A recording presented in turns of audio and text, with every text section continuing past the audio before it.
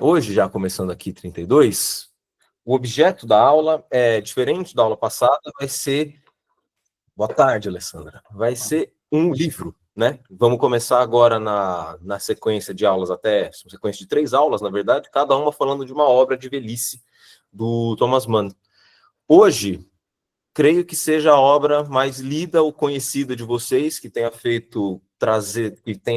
trazido interesse de vocês ao curso, que é esse livro aqui, né? O Doutor Fausto. Doutor Fausto, a vida do compositor alemão, Adrian Leverkühn, contada pelo seu amigo. Esse é um livro já muito lido aqui no Brasil, tem traduções desde os anos 80, anteriores, inclusive, todas do Herbert Caro, inclusive essa da Companhia das Letras, permanece sendo do Herbert Caro, que é, na minha leitura, um dos principais, se não o melhor tradutor do Mann para o português. O Caro é um tradutor que veio da Alemanha para cá, durante a Segunda Guerra, chegou a se corresponder com o Mann, e ele tem soluções muito boas, assim, para aquela sintaxe tão difícil, do Thomas Mann. Quem buscar ler o Thomas Mann em alemão vai ter dificuldade. Eu, estudando ele há bastante tempo, ainda tenho dificuldade de lê-lo em alemão. Bom, vou compartilhar... Hoje, já, como se trata de uma obra bastante musical, tem muitos nomes sobre isso, então é um romance musical, um romance sobre artista, a gente vai ouvir música em alguns momentos aqui. Porque tem horas que o ouvido é o melhor professor, não é verdade? Então, já vamos começar aqui compartilhando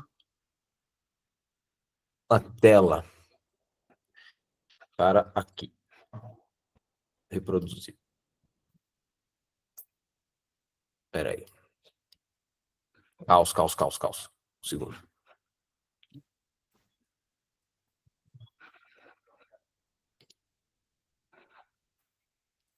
Aí. Estão vendo certo? Deixa eu ver. Está certinho? Está certinho. Após o caos vem a ordem, sempre assim. Inclusive no Thomas Mann. Bom, gente, então esse aqui é o título da aula, Doutor Fausto de Thomas Mann, a danação do humanismo europeu. Esses títulos, assim, que eu estou trabalhando, eles vão compor um tríptico, como nós veremos ao final do curso, o tríptico que visa compreender a envergadura desse momento final da obra dele, depois de José e seus irmãos, e já destinado a buscar compreender a Alemanha no pós-Segunda Guerra, Vale uma menção rosa aqui, toda a arte da aula vai estar pautada nessa edição aqui. Como vocês já podem ver, eu já peguei esse quadro do Paul Klee, que se chama O Príncipe Negro, de Schwarze Fürst, em alemão. Ele é de 30, sim, da década de 30, eu não vou cravar a data que já me fugiu, mas é da década de 30. Eu acho que ele já atribui um ar sombrio, assim, para a aula, e a aula é bastante sombria, é uma aula demoníaca. Por mais que a gente queira fugir no Thomas Mann, isso aparece com muita potência, Então, a gente tem que começar a trabalhar o Dr. Fausto no seu título, que é muito longo, é um título propositadamente barroco, vamos chamar assim, propositadamente, justamente para conseguir dialogar com a envergadura do problema que o Thomas Mann está querendo trabalhar, está querendo responder aqui. O romance ele começa a se compor, ele começa a ser escrito logo depois da finalização do José, que é em 43, então ali de 43 ele começa a gestar o problema da obra, que eu já vou dizer qual é, e de 45 a 47, que a obra é publicada, ele escreve. São anos de muita intensidade criativa, e se trata do romance, nas palavras do próprio Thomas Mann, do seu romance mais selvagem. E já é digno de nota o seu romance mais selvagem, de composição mais exigente, ter sido gestado na velhice, atravessando, inclusive, muitos problemas de saúde lá nos Estados Unidos, que é onde ele estava exilado. Então, se trata, sim, de fato, de um esforço bastante, como posso dizer, notável de um senhor de mais de 70 anos já, quando escreve esse livro, quando está escrevendo esse livro. Bom, aqui é o subtítulo, é o título todo, Doutor Fausto, : a vida do compositor alemão Adrian Leverkühn, narrada por um amigo. E eu acho que, sendo o Doutor Fausto um romance, deixa eu ver se alguém quer entrar, acho que não. Sendo o Doutor Fausto um romance sobre o compositor, a gente fatalmente vai passar bastante tempo da aula falando do compositor, certo? Mas esse compositor, ele está sendo narrado por um amigo, né? Então eu acho que uma boa porta de entrada para a gente se achegar, se aproximar do objeto, seja deixar o Adrian para o próximo slide, vamos dizer assim, e começar um pouco pela envergadura geral da obra que está figurada, sobretudo, no narrador, no Serenus Zeitblom, que de sereno não tem muita coisa. Ele está inquieto o tempo todo, né? Então eu vou ler o slide aqui com vocês para nós para a gente conhecer o enredo, mais ou menos, da obra, né? A intenção, o fôlego que ela tem. Então vamos lá. O narrador do romance é Serenus Zeitblom, professor de filologia, defensor do iluminismo, da razão e portanto, do humanismo burguês da Europa. O impulso de base para a narrativa é a impressão de que a vida do compositor Adrian Leverkühn, seu amigo de infância, serviria como analogia à história política e cultural da Alemanha moderna. Então, a gente tem nesse romance um fundo biográfico que o narrador, o Zeitblom, vai contar a história desse seu amigo sob uma impressão de que, ao se debruçar sobre a vida desse seu amigo de infância, ele conseguiria entender o que ocorreu com o seu país, né, que é o nazismo. Serenus inicia a redação do seu livro em meio à guerra total, no ano de 43, e vai concluí-la apenas em 45, com Hitler já morto. Essa data aqui, como vocês devem lembrar do que eu acabei de dizer, coincide com a redação do próprio Thomas Mann. Então tem uma confusão aqui do escritor, do ficcionista, com o fruto da sua ficção, com o seu personagem, né? O tempo da narrativa, isso é o tempo das memórias do narrador, por sua vez, recua até as últimas 2 décadas do século XIX, quando Serenus e Adrian eram crianças. Então, é nessa sobreposição temporal que o romance é tecido, repleta de interrupções, dúvidas, comentários metanarrativos, inseguranças por parte de Serenus. A narrativa do pacto demoníaco de Adrian, que lhe promete 24 anos de genialidade musical, é elevada ao nível de alegoria da história da Alemanha moderna, unindo a reforma protestante ao hitlerismo. Então, nessa última frase aqui, vocês têm a dimensão do fôlego da narrativa, né? Ele vai começar a compor o livro no meio da Guerra Total, no meio da Segunda Guerra, vai se debruçar sobre a vida do seu melhor amigo, do Adrian, sob o impacto, sobre a impressão, a ideia de que a vida do seu amigo, o seu suposto pacto, possível pacto com o diabo que ele tenha feito, possa servir de alegoria para entender o pacto coletivo dos alemães com o nazismo.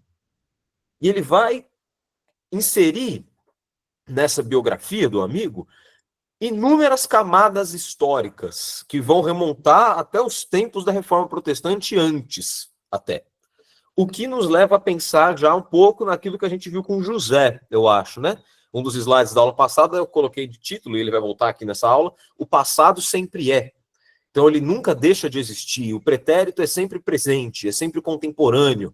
Então a gente vai ver que essa dimensão desse passado projetado no presente é um eixo estruturante aqui do Fausto e também para compreender, na visão do Thomas Mann, para compreender o fenômeno do fascismo na visão do Thomas Mann, que é uma floração de algo muito antigo dentro do germanismo, como a gente vai trabalhar daqui a pouco. Tudo bem até aqui? Não, Carolina, você chegou agora há pouco, eu estou no primeiro slide, está tudo bem. Por enquanto estamos indo? Vamos agora conhecemos então o eixo narrativo, né? A estrutura base da qual o romance se estrutura. Qual que é o elo, sobretudo, entre o Adrian e o Serenus Zeitblom, o narrador, entre o amigo e o narrador? É a sua cidade natal, chamada Kaiserslautern. Para quem fala alemão, isso aqui dá quase um nó na língua, né? Mas ela tem uma tradução, isso aqui. A tradução literal é essa aqui, ó. Cinzas do Imperador. E é uma cidade, gente, que é uma cidade ficcional, ela não existe na cartografia da Alemanha.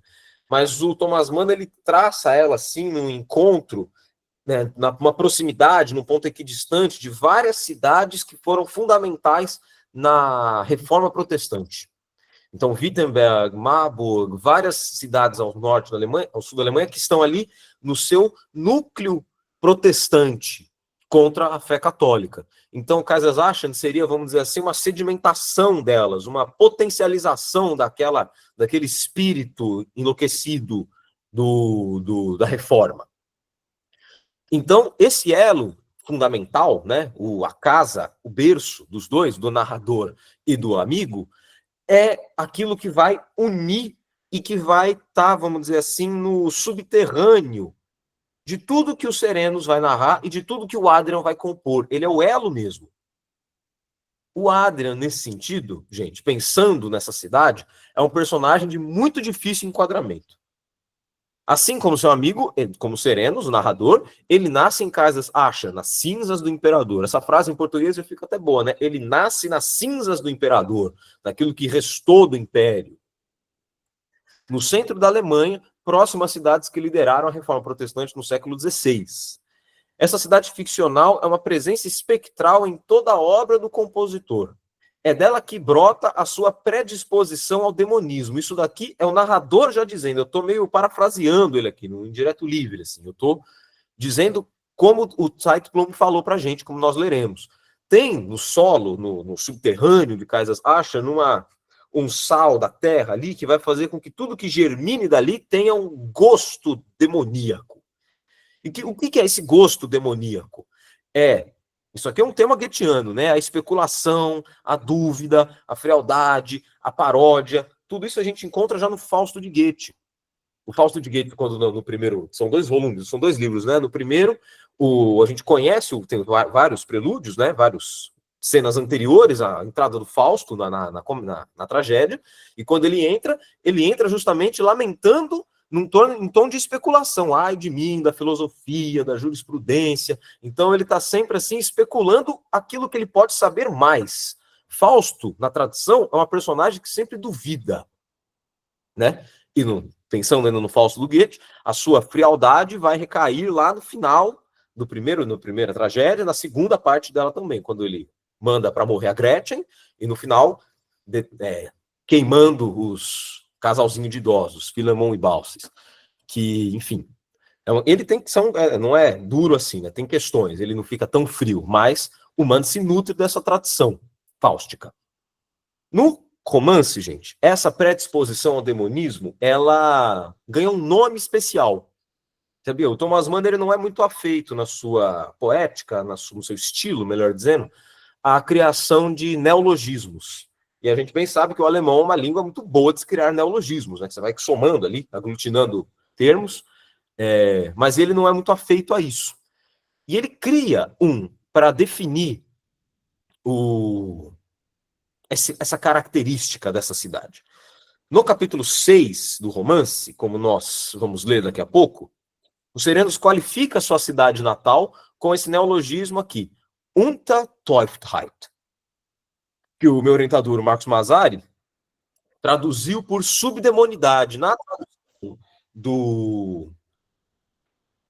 tradução do Herbert Caro, ele dá uma driblada. Como se trata de um neologismo de difícil tradução, ele prefere fazer uma tradução mais extensa assim, do termo. Ele não tenta traduzir como o Mazzari fez aqui, por subdemonidade, porque se trata justamente disso que eu estou dizendo, é o sal da terra. É tudo aquilo que vai sair dali, todas as florações daquela terra serão demoníacas. E, como veremos, isso se trata, na perspectiva do Thomas Mann, um traço distintivo do germanismo. Tem a boa e a má Alemanha, mas elas estão unidas por conta dessa predisposição demoníaca, que consistiria numa base arcaica, fundamentalmente medieval, de crendices e racionalismo, né? Para colocar racionalismos, né? No plural, que é o que vai direcionar as decisões políticas da Alemanha no século XX e as decisões políticas de países agora no século XXI. Né? No irracional. A gente, no caso brasileiro, é excepcional, né? Para a gente entender o que está acontecendo. Sei lá, em 2018 nós também fizemos uma incursão ao inferno, como a Alemanha fez aqui, dadas as proporções. Né? Então, gente, esse elo fundamental não pode sair da aula, não pode sair da perspectiva da aula. A cidade é muito importante. Ela é, como eu escrevi aqui, uma presença espectral em todo o livro.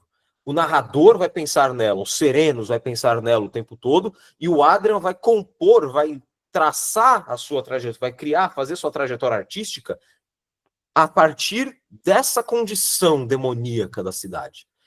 E como a gente pode garantir que como que se configura, né, esse demonismo no romance? E aí eu trago um trecho desse capítulo que eu comentei aqui, desse capítulo 6, não me engano, é isso mesmo? Capítulo 6, que vocês veem aqui, ó, essa paginação que eu vou colocar no fim das citações é da edição da Companhia das Letras mais recente, tá? Que vocês encontram em livraria ou na internet. Então, nessa página 48, o narrador vai falar sobre a sua cidade e a do Adrian. Então, a gente vai começar o fio narrativo a partir dela. Então, vamos lá. A subdemonidade em Kaiserslautern. No seu ar pairava um quê do espírito dos homens dos últimos decênios do século XV. A histeria do declínio da Idade Média, algo de uma latente epidemia psíquica. Talvez seja estranho afirmar essas coisas em relação a uma cidade moderna sobriamente sisuda. Porém, ela não era moderna, era velha. E velhice é passado que se tornou presente. É passado apenas recoberto de presente. Eu grifaria essa frase, no meu livro está grifado. Pode ser que essa minha asseveração soe ousada, mas seria possível imaginar que subitamente se desencadeasse ali um movimento semelhante a uma cruzada de crianças, uma dança de São Vito, as pregações visionariamente comunistas de um lunático qualquer, com o holocausto dos mundanos, fenômeno de aparições milagrosas da cruz e peregrinações místicas da população. Bom, gente, vocês notam uma coisa no estilo do texto, né? Doutor Fausto é uma leitura muito cerebral, é um livro difícil. Você nota aqui pelo tamanho das frases, né? Essa frase aqui, ó, começa em talvez, termina em população, uma frase imensa. Então, isso é um dado distintivo do Doutor Fausto, que inclusive foi alvo de crítica na sua publicação lá em 47. Falavam que era um livro muito cerebral, muito barroco, muito difícil acesso, um livro que só alemão entendia, que em nenhum outro lugar do mundo era possível entender. E o Thomas Mann ficou muito chateado com isso, porque ele escreve, inclusive, em estado de exílio, né? Ele está ali sitiado da língua inglesa, na Califórnia, e está escrevendo num alemão quase barroco, num alemão extremamente elaborado, precisamente para captar o espírito do seu país que está sendo ali levado às profundezas do inferno. E olha só como essa questão do passado sempre é presente na obra do Thomas Mann, porque se tem aqui, ó, termos, signos que são muito assim, marcados na história presente da Alemanha, do tempo da narração mesmo, do século XX, como, por exemplo, Holocausto dos mundanos, aparições milagrosas, peregrinações místicas da população. Bom, ao leitor dos anos 40 ou a nós do século XXI, esses signos, como, por exemplo, o Holocausto, não são tão despretensiosos, mas tem uma latente dimensão política e uma latente realização na história contemporânea da Alemanha quando ele escrevia ali. Então, mas ele está falando aqui, ó, ele está descrevendo, o narrador, o século XV.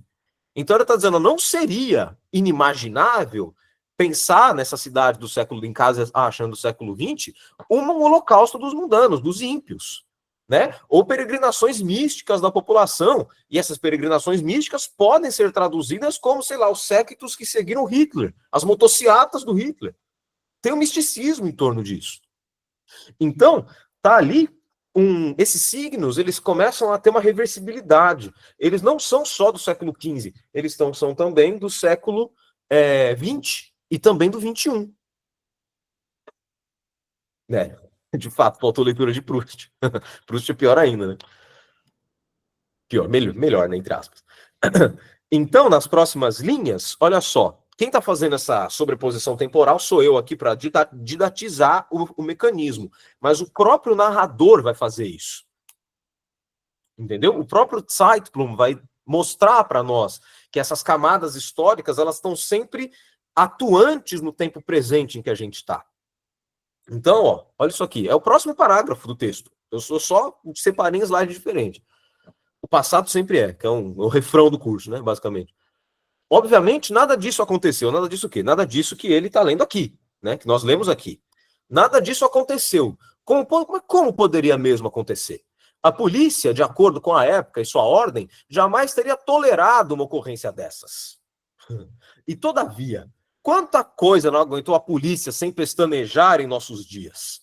Novamente, de acordo com o tempo, que aos poucos chegou a admitir abertamente atitudes dessa espécie. Esse tempo se curva ele mesmo Esse tempo se curva ele mesmo clandestino ou não clandestinamente, com plena consciência, com uma consciência singularmente presunçosa que faz duvidar da autenticidade, da singeleza da vida e talvez produza uma historicidade totalmente falsa, sinistra. Esse tempo, repito, se curva a outras épocas e reitera com entusiasmo atos simbólicos que têm em si algo tenebroso, decididamente contrário ao espírito dos tempos modernos. Atos tais como queimas de livros e outros que prefiro não mencionar. Queima de livro é um evento contemporâneo, né, da Alemanha do século XX. Não é verdade? E ele diz, ironicamente, aqui no começo do parágrafo, obviamente, nada disso aconteceu. O holocausto dos mundanos, essas aparições milagrosas, queimas de livros, nada disso, obviamente, aconteceu. Afinal, a polícia da época, lá do século XV, nunca ia nunca permitiria, nunca teria tolerado. E quem diria, todavia, quanta coisa não aguentou a polícia sem pestanejar em nossos dias? Daria para gravar, né?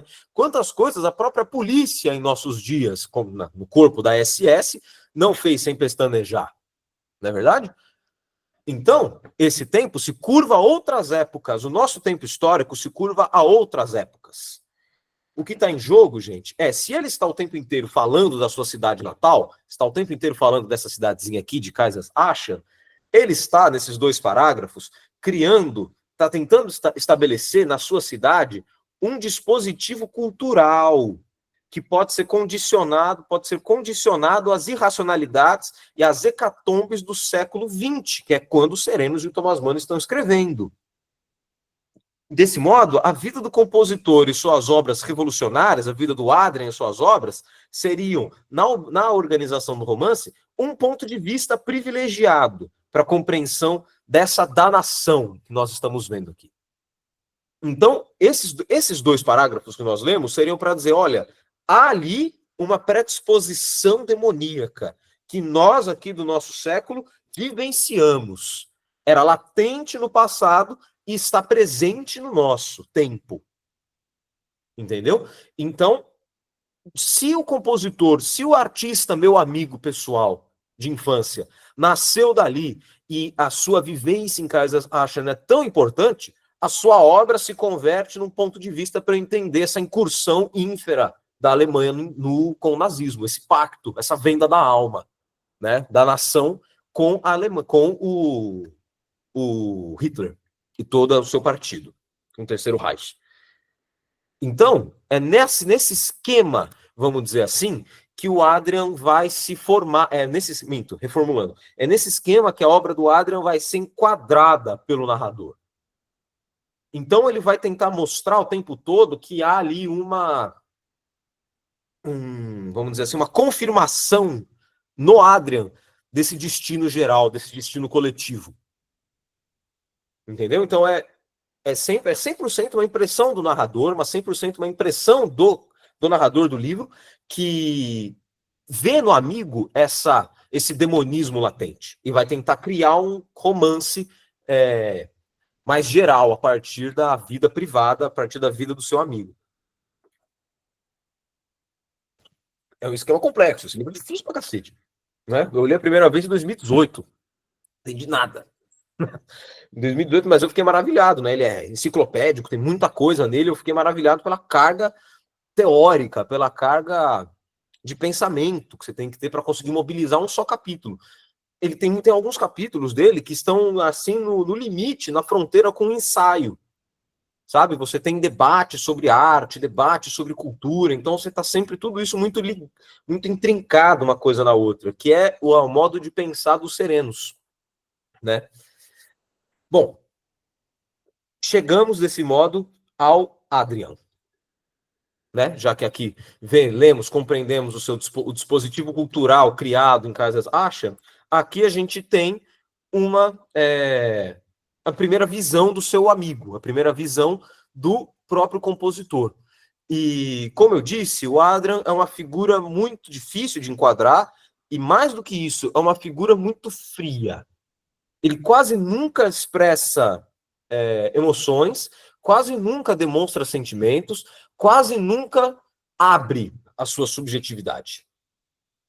Mas, sobretudo depois do pacto, que é o que a gente vai ler logo menos. Mas tem um momento no romance que me chamou a atenção nessa última vez que eu li esse ano, minha terceira leitura. Tem um momento em que ele chorou. Eu não tinha reparado, não tinha dado tanta ênfase. Tipo, um personagem que nunca chora, que nunca se emociona, que nunca se abre emocionalmente, ele tem um momento que dramaticamente ele chora. E eu falei, bom, isso não é de graça. Certo? Se a frieza e o distanciamento são pedras angulares, é preciso entender o que faz com que o que o leva às lágrimas. E no caso aqui, é uma canção de um dos principais nomes do romantismo alemão, o Franz Schubert. E aqui nós temos o trecho do Serenos contando esses primeiros estudos do Adrian com música, com essa forma de composição que é o Lied, que é a canção. Vamos lá. Mas a arte de Schubert, sempre ambígua, roçada pela morte, o amigo procurava preferencialmente nas passagens onde ela confere a mais alta expressividade a certa solidão fatal, não bem definida, porém inelutável, assim como se nos depara no grandiosamente quimérico Ich komme vom Gebirge her, chego descendo as montanhas, de Schmidt von Lübeck, ou naquele Was vermeidet denn die Wege, wo die anderen Wanderer gehen, por que evita os caminhos que trilham os outros andarilhos, da viagem de inverno, com a pungente começo da segunda estrofe, habe ja doch nichts begangen, das ich Menschen sollte scheuen, todavia não cometi nada porque devesse fugir dos homens. Aqui vem. Ouviu pronunciar essas palavras e as seguintes. Welch ein törichtes Verlangen treibt mich in die Wüsten ein. Que desejo insensato ou insano impele-me a esses ermos. Ao fazê-lo, esboçava a dicção melódica, e para minha consternação, que nunca esquecerei, assomavam lágrimas aos seus olhos. Então, ao cantar esses dois versos de uma canção do Schubert, o Adrian chora. E eu gosto muito de música. Entendeu? Eu conhecia essa canção. Quando eu li esse ano, eu fiquei, nossa, eu já ouvi isso antes. Aí eu me liguei. É dessa aqui, ó. Der Wegweiser, a sinalização, que eu traduzi para aula, para a gente ouvir junto e tentar se perguntar por que há esse choro nesse momento pouco anterior ao pacto. Né? Vou descompartilhar a tela aqui para compartilhar corretamente de novo com o som agora. Estamos indo, gente? Enquanto eu compartilho aqui, enquanto eu vou compartilhar. Estamos indo? Alguém quer comentar alguma coisa? Abrir um problema a mais? Ó, então, excelente, fico feliz. Compartilhar a tela é aqui. Compartilhar áudio da guia. Vamos lá. Aí vocês me confirmem se está com som, né?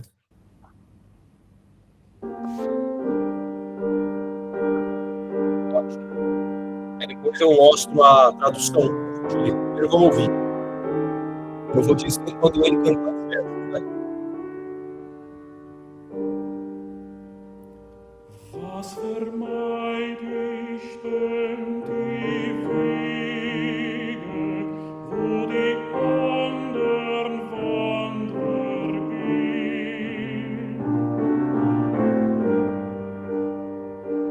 Suche mir versteckte Stege durch verschneite Felsenhöhen. Suche mir versteckte Stege durch verschneite Felsenhöhen, durch Felsenhöhen.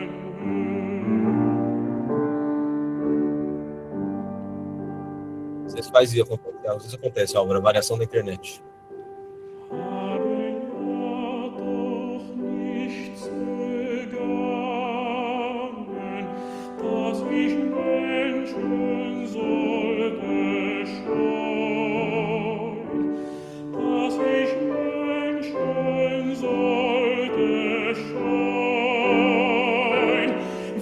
Ein törichtes Verlangen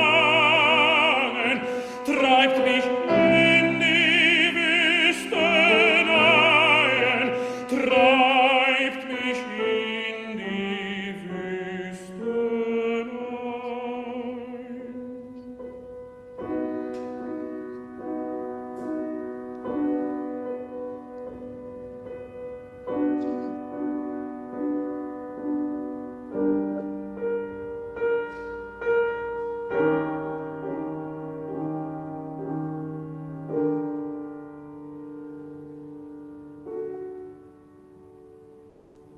Weise stehen auf den Straßen, weisen auf die Städte zu.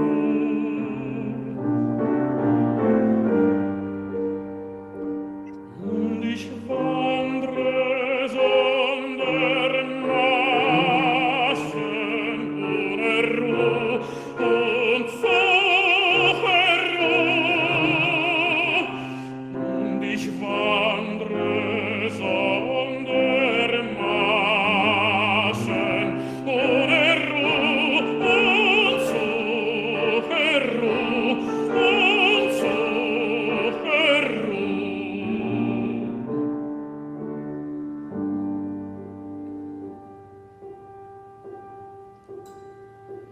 Einen Weisen sieh ich stehen, unverrückt vor meinem Blick.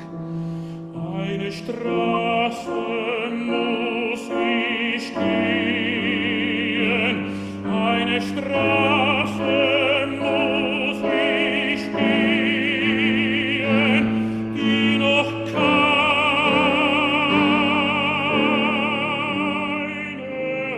ging zurück.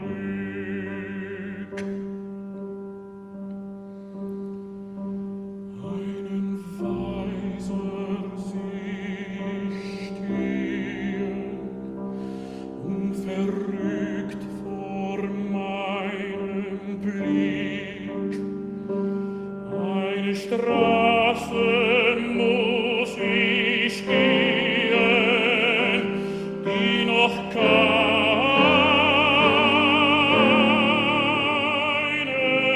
ging zurück. Die noch keiner ging zurück.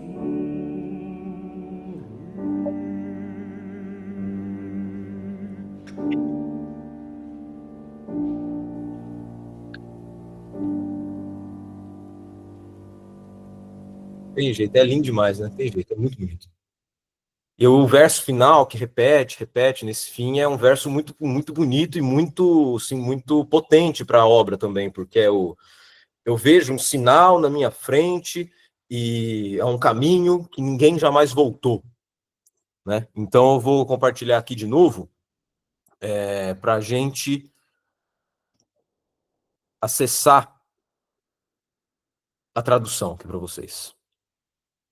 Ó, vou ler a tradução direto. Não tem obviamente, não tem a mesma melodia, a beleza do alemão, mas, né, vamos lá, para vocês pegarem o conteúdo, né? Porque evito os caminhos que trilham outros andarilhos e procuro recônditas pontes através de penhascos congelados. Todavia não cometi nada porque devesse evitar os homens. Que desejo insano me impele a estes ermos? Aqui eu grifei de vermelho porque aqui é onde o Adrian chora. Welch ein törichtes Verlangen, né? Quando, né, ele canta bem melodioso. Então, no romance, Ele fala, ó, esboçava a dicção melódica. Então, a melodia que a gente acabou de ouvir. Tararara, me impele a esses ermos. Setas estão na rua, setas apontando as cidades, e eu caminho tanto sem descanso em busca de descanso. Vejo à frente uma seta fixa diante do meu olhar. Devo seguir um caminho do qual ninguém jamais voltou. Então, temos aqui na minha visão, dois pontos de interesse, né? O primeiro, claro, é o momento em que ele chora, né? Que é o momento do desejo insano que o impele a esses caminhos que evita a todos, que impele a esses ermos, que impele a essa direção do isolamento, né? Eu não cometi nada para que devesse evitar os homens, mas tem algo aqui que está me impelindo a esse isolamento, né? E aqui embaixo, ó, eu devo seguir um caminho do qual ninguém jamais voltou. Esse que ninguém jamais voltou é o caminho do pacto. Entendeu? Então, vamos fazer uma análise um pouco mais detida. E, Juliana, eu já respondo a sua pergunta. Eu só vou finalizar esse slide, para não perder o fio do raciocínio. Vamos fazer um comentário um pouco mais detidos nessa letra aqui da canção, né, que é do alto do romantismo alemão, isso daqui. Né? Vou tentar seguir aqui a minha leitura. Tá? É uma canção, como vocês notaram, altamente dramática. A melodia do vocal, da voz, é muito tensa, é muito dramática, e belíssima, né? E é um ponto de inflexão, trata-se de um momento de decisão, né? De apontar o caminho e tal, nesse sujeito lírico. Esse momento é um momento de tensão, que é configurado numa decisão de qual caminho seguir. É uma encruzilhada, né? Para nós brasileiros, a gente está numa encruzilhada. Eu evito caminhos, mas eu preciso seguir algum aqui. Ao que parece, o sujeito lírico só tem uma direção: evitar as rotas já conhecidas, desviar de todos os homens e das cidades. Ou seja, ir ao isolamento, procurar pontes escondidas, recônditas pontes. Versteckte Stege, em alemão. Esse esquema podia ter uma moldura heróica, certo? Porque seguir um caminho que ninguém seguiu é a narrativa de qualquer filme hollywoodiano. Eu vou fazer isso porque ninguém fez e eu sou incrível. Mas aqui não é bem isso, né? A emulação do vocal é muito mais trágica do que heróica, né? Ou seria de um herói trágico, no máximo. Posto que atravessar esses ermos pode levar a lugares jamais descobertos, por isso pode ser heróico. Contudo, esse desejo é qualificado de insano, né? Impele o sujeito lírico a essa rua da qual ninguém jamais voltou. Não seria à toa, eu acho, né? Que esses dois versos, que desejo insano me impele a esses ermos, ou seja, os versos da dúvida, que fazem Adrian chorar. Porque a gente está no começo do romance aqui. Ele ainda não chegou às últimas consequências, ele ainda não estudou teologia, não pensou sobre a natureza do mal, as formas do mal, e vai chegar à ideia de fazer um pacto. Ele ainda não chegou nisso, ele ainda está se iniciando na música, mas já tem algo germinando no Adrian que vai o impelir a isso. Né? Então, afinal, esses dois versos ressaltam já naquele jovem que ainda não tinha decidido se tornar compositor. Havia um ímpeto insano nele, uma força demoníaca subjacente às suas decisões, assim como há um demonismo subjacente na sua cidade natal. Entendeu? Então, dessa vivência aqui do narrador, de vê-lo chorar com Schubert, faz com que se tenha um indício, vamos dizer assim, de que a sinalização, o lugar para que se aponta, é de um lugar extremamente trágico. Lugar que ninguém jamais voltou. E se eu posso, uma coisa bem professora, assim, de ensino médio, pedir para vocês colocarem um asterisco, assim, nesse ciclo de canções do Schubert aqui. Trata-se do ciclo, como está aqui, ó, da Viagem de Inverno. São mais de 20 canções que trata-se de uma viagem de inverno. É um andarilho que está se despedindo da sua amada, e toda a travessia dele é em saudade e em distanciamento do amor. A Viagem de Inverno é nada mais do que uma narrativa do distanciar-se da figura amada. É uma narrativa de se tornar cada vez mais isolado, atravessando esses caminhos da qual ninguém jamais voltou. E qual o asterisco que eu quero pôr aqui? Que uma das condições do pacto do Adrian é que a ele não será permitido amar. Então isso está tudo cifrado aqui já. É só o cara que conhece isso. Infelizmente eu já conhecia. Então eu consegui criar essas pontes. Entendeu? Então, mas está tudo... Você vê que é um romance, como eu disse, muito cerebral, denso, que essas referências todas, elas não se abrem ao leitor.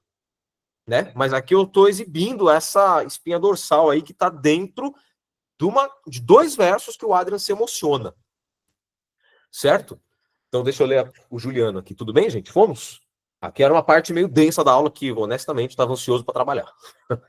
Professor, podemos pensar que Adrian teria sentido um profundo pesar, quase uma agonia em seu espírito, antes de firmar o pacto fáustico, porque saberia o que estava traindo, não apenas a sua humanidade, mas toda a Alemanha? Então, eu não sei se o Adrian tem essa consciência toda, que ele está figurando toda uma Alemanha. Eu acho que no caso dele é uma coisa mais individual, uma crise de um compositor mesmo, sabe? De pensar o que fazer para compor uma obra nova, o que fazer para compor uma obra autêntica, que não seja mero retweet, mera cópia, mero pastiche de formas já feitas. Essa associação, Juliano, que você fez aí, é uma associação do foco narrativo, que vai ser algo que a gente vai estudar ainda hoje nessa aula. A associação do Adrian com a Alemanha, o pacto do Adrian com o pacto coletivo dos alemães, é uma sobreposição do narrador. O Adrian em si não imaginava isso. Penso eu, né? Penso eu. Tudo bem, gente? Vamos? Estamos indo bem? Adrian opta por teologia, então. Um ponto de inflexão na narrativa. E um pouco de frustração do leitor também, porque você vê, tá no título, compositor Adrian Leverkuhn, e aí você fala, quando que ele vai falar de música? Quando que ele vai começar a compor? É um pouco mais para frente. Porque a primeira opção que ele tem de seguir carreira, né, de conseguir construir uma carreira na vida adulta, é não com música, com composição, mas como teólogo, aqui nessa Universidade de Halle, em Wittenberg, na Alemanha. E aí, quando ele opta por teologia, os serenos sentem um frio na espinha, um mau presságio, assim, fala, meu Deus do céu, não vai dar certo isso daqui. Porque os serenos, ele acha que os estudos teológicos naquele tempo, isso é, no início do século XX, era uma área muito movediça e insegura. Ele não botava muito a fé, ele não imaginava que a teologia seria um bom rumo para o seu amigo tão especial, esquisito. Né? E aqui ele dá uma entrada que é uma chave de leitura para a obra. Olha só, que está grifado. Pode-se observar claramente como se infiltram no pensar teológico irracionais correntes da filosofia, em cujos domínios havia muito o não teórico, o vital, a vontade ou o instinto. Numa palavra, outra vez o demoníaco tinha se tornado tema central da teologia. Mas o espírito civilizado do homem, chamemo-lo de burguês ou apenas lhe demos a qualificação de civilizado, não conseguirá, em face desse espetáculo, evitar uma sensação angustiante. Agora vem. Pois a teologia, ligada ao espírito da filosofia da vida, do irracionalismo, corre por índole o perigo de se transformar em demonologia. Isso aqui é muito importante. A teologia converte-se em demonologia. Porque o juízo do narrador diante dos estudos teológicos, de ser uma ciência, não sei se dá para chamar de ciência, né? De ser uma área de estudos muito complexa e movediça nesse século XX, é porque ela já está toda ali sitiada, a teologia está toda sitiada dessas formas de pensamento, desses irracionalismos, que descolam o homem dos seus problemas materiais. Né? De modo que uma teologia maquinada para alienação e para o extermínio é um 2. Então é isso que faz com que o Serenos fica meio inseguro ao Adrian tomar essa decisão. Mas, na verdade, tem tudo a ver com a personalidade do amigo, com suas decisões composicionais mais para frente. Então, eu tenho um nome para o Dr. Fausto, que vem da física, porque no ensino médio eu gostava muito de física. Tem esse vocabulário aqui da astronomia, que é uma lente gravitacional, que é onde a gente aproxima essas coisas muito distantes do universo, né? Que com essa aproximação faz com que fique um rastro de luz, assim, uma borra de luz na lente. E eu acho que o Dr. Fausto opera exatamente desse modo. Ele opera com uma lente gravitacional demoníaca, sabe? É porque, justamente, a última frase do parágrafo se destaca porque pode ser vista como a célula mínima do romance. Isso é, como algo que se repete pode ser encontrado nas mais diversas circunstâncias da obra. Isso aqui é uma definição de célula mínima, segundo o Antônio Cândido, inclusive. Dr. Fausto é um livro que opera como uma lente gravitacional demoníaca, posto que todos os elementos da história da Alemanha, da história da música alemã, os recursos literários em operação obedecem a uma curvatura demoníaca. Então, gente, o que eu quero dizer é o seguinte: tudo que entra nesse livro vira do diabo. Tudo que entra nesse livro tem parte com o demônio. É isso. Porém, como se verá, esses elementos malignos são configurados na fronteira com os benignos, como se toda desesperança devesse ser equacionada com a esperança, que estabelece uma relação polar indissociável entre os extremos. Então, o pecado e o perdão, Deus e o diabo, aqui não é na terra do sol, né? Na terra do gelo, mas é justamente essa curvatura demoníaca. Então, esse livro, ele está tragando tudo para o polo demoníaco. O livro depois, o Eleito, vai tragar tudo para o polo luminoso, para o polo da salvação. Mas a salvação está aqui já, como a gente vai ver na aula. Tudo bem? Então, eu estou chamando de lente gravitacional demoníaca porque ele tem essa aproximação, essa curvatura, né? Como a gente vê aqui no fundo do slide, que vai ser exatamente essa deformação demoníaca de tudo que concerne a Alemanha nesse livro.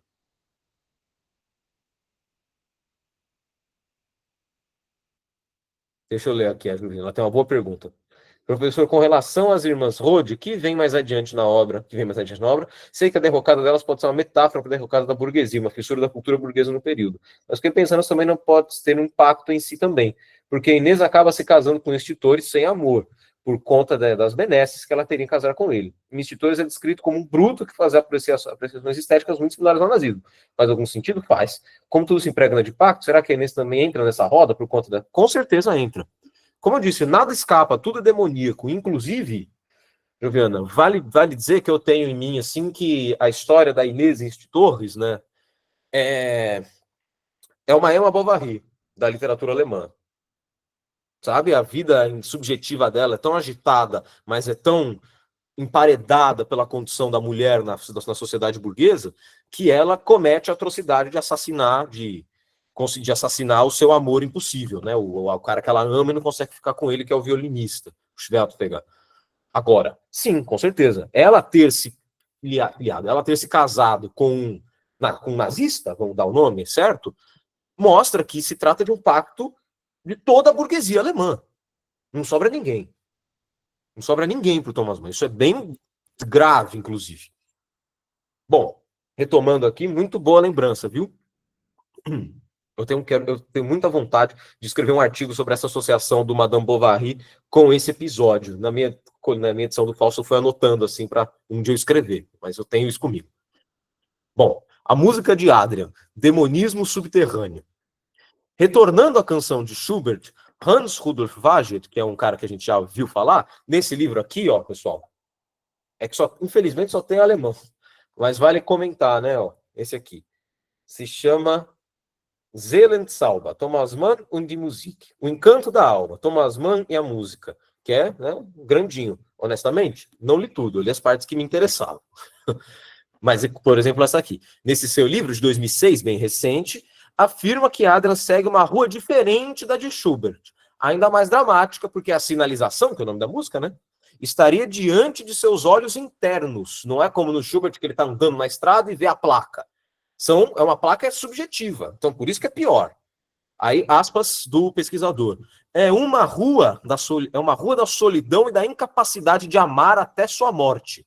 Essa é nitidamente a amarga intuição de que para ele uma vida desse tipo está escrita, que leva lágrimas aos seus olhos. Incapacidade de amar até a morte.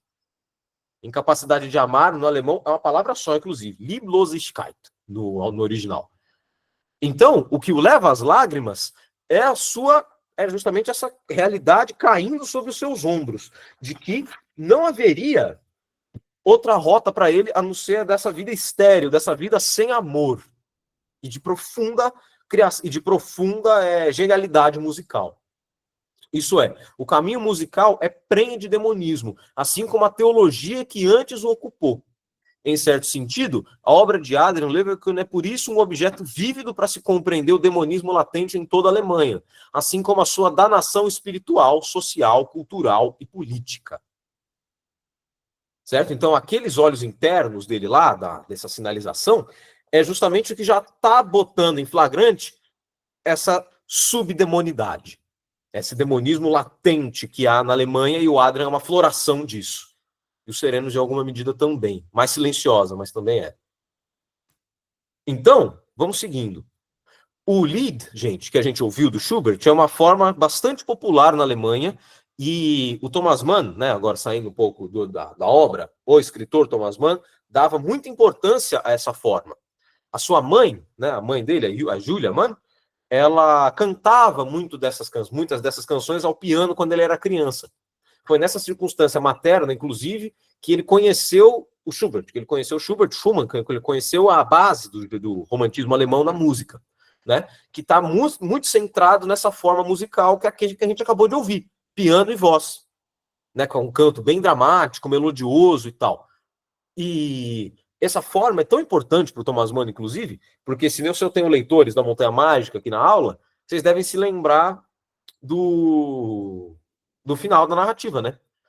Chega no sanatório da Montanha Mágica um gramofone, que era uma grande novidade tecnológica, e a primeira coisa que o Hans Castorp ouve é também um Lied, uma canção do Schubert, do mesmo círculo de canções, do mesmo ciclo de canções dessa aqui do Dr. Fausto, da viagem de inverno.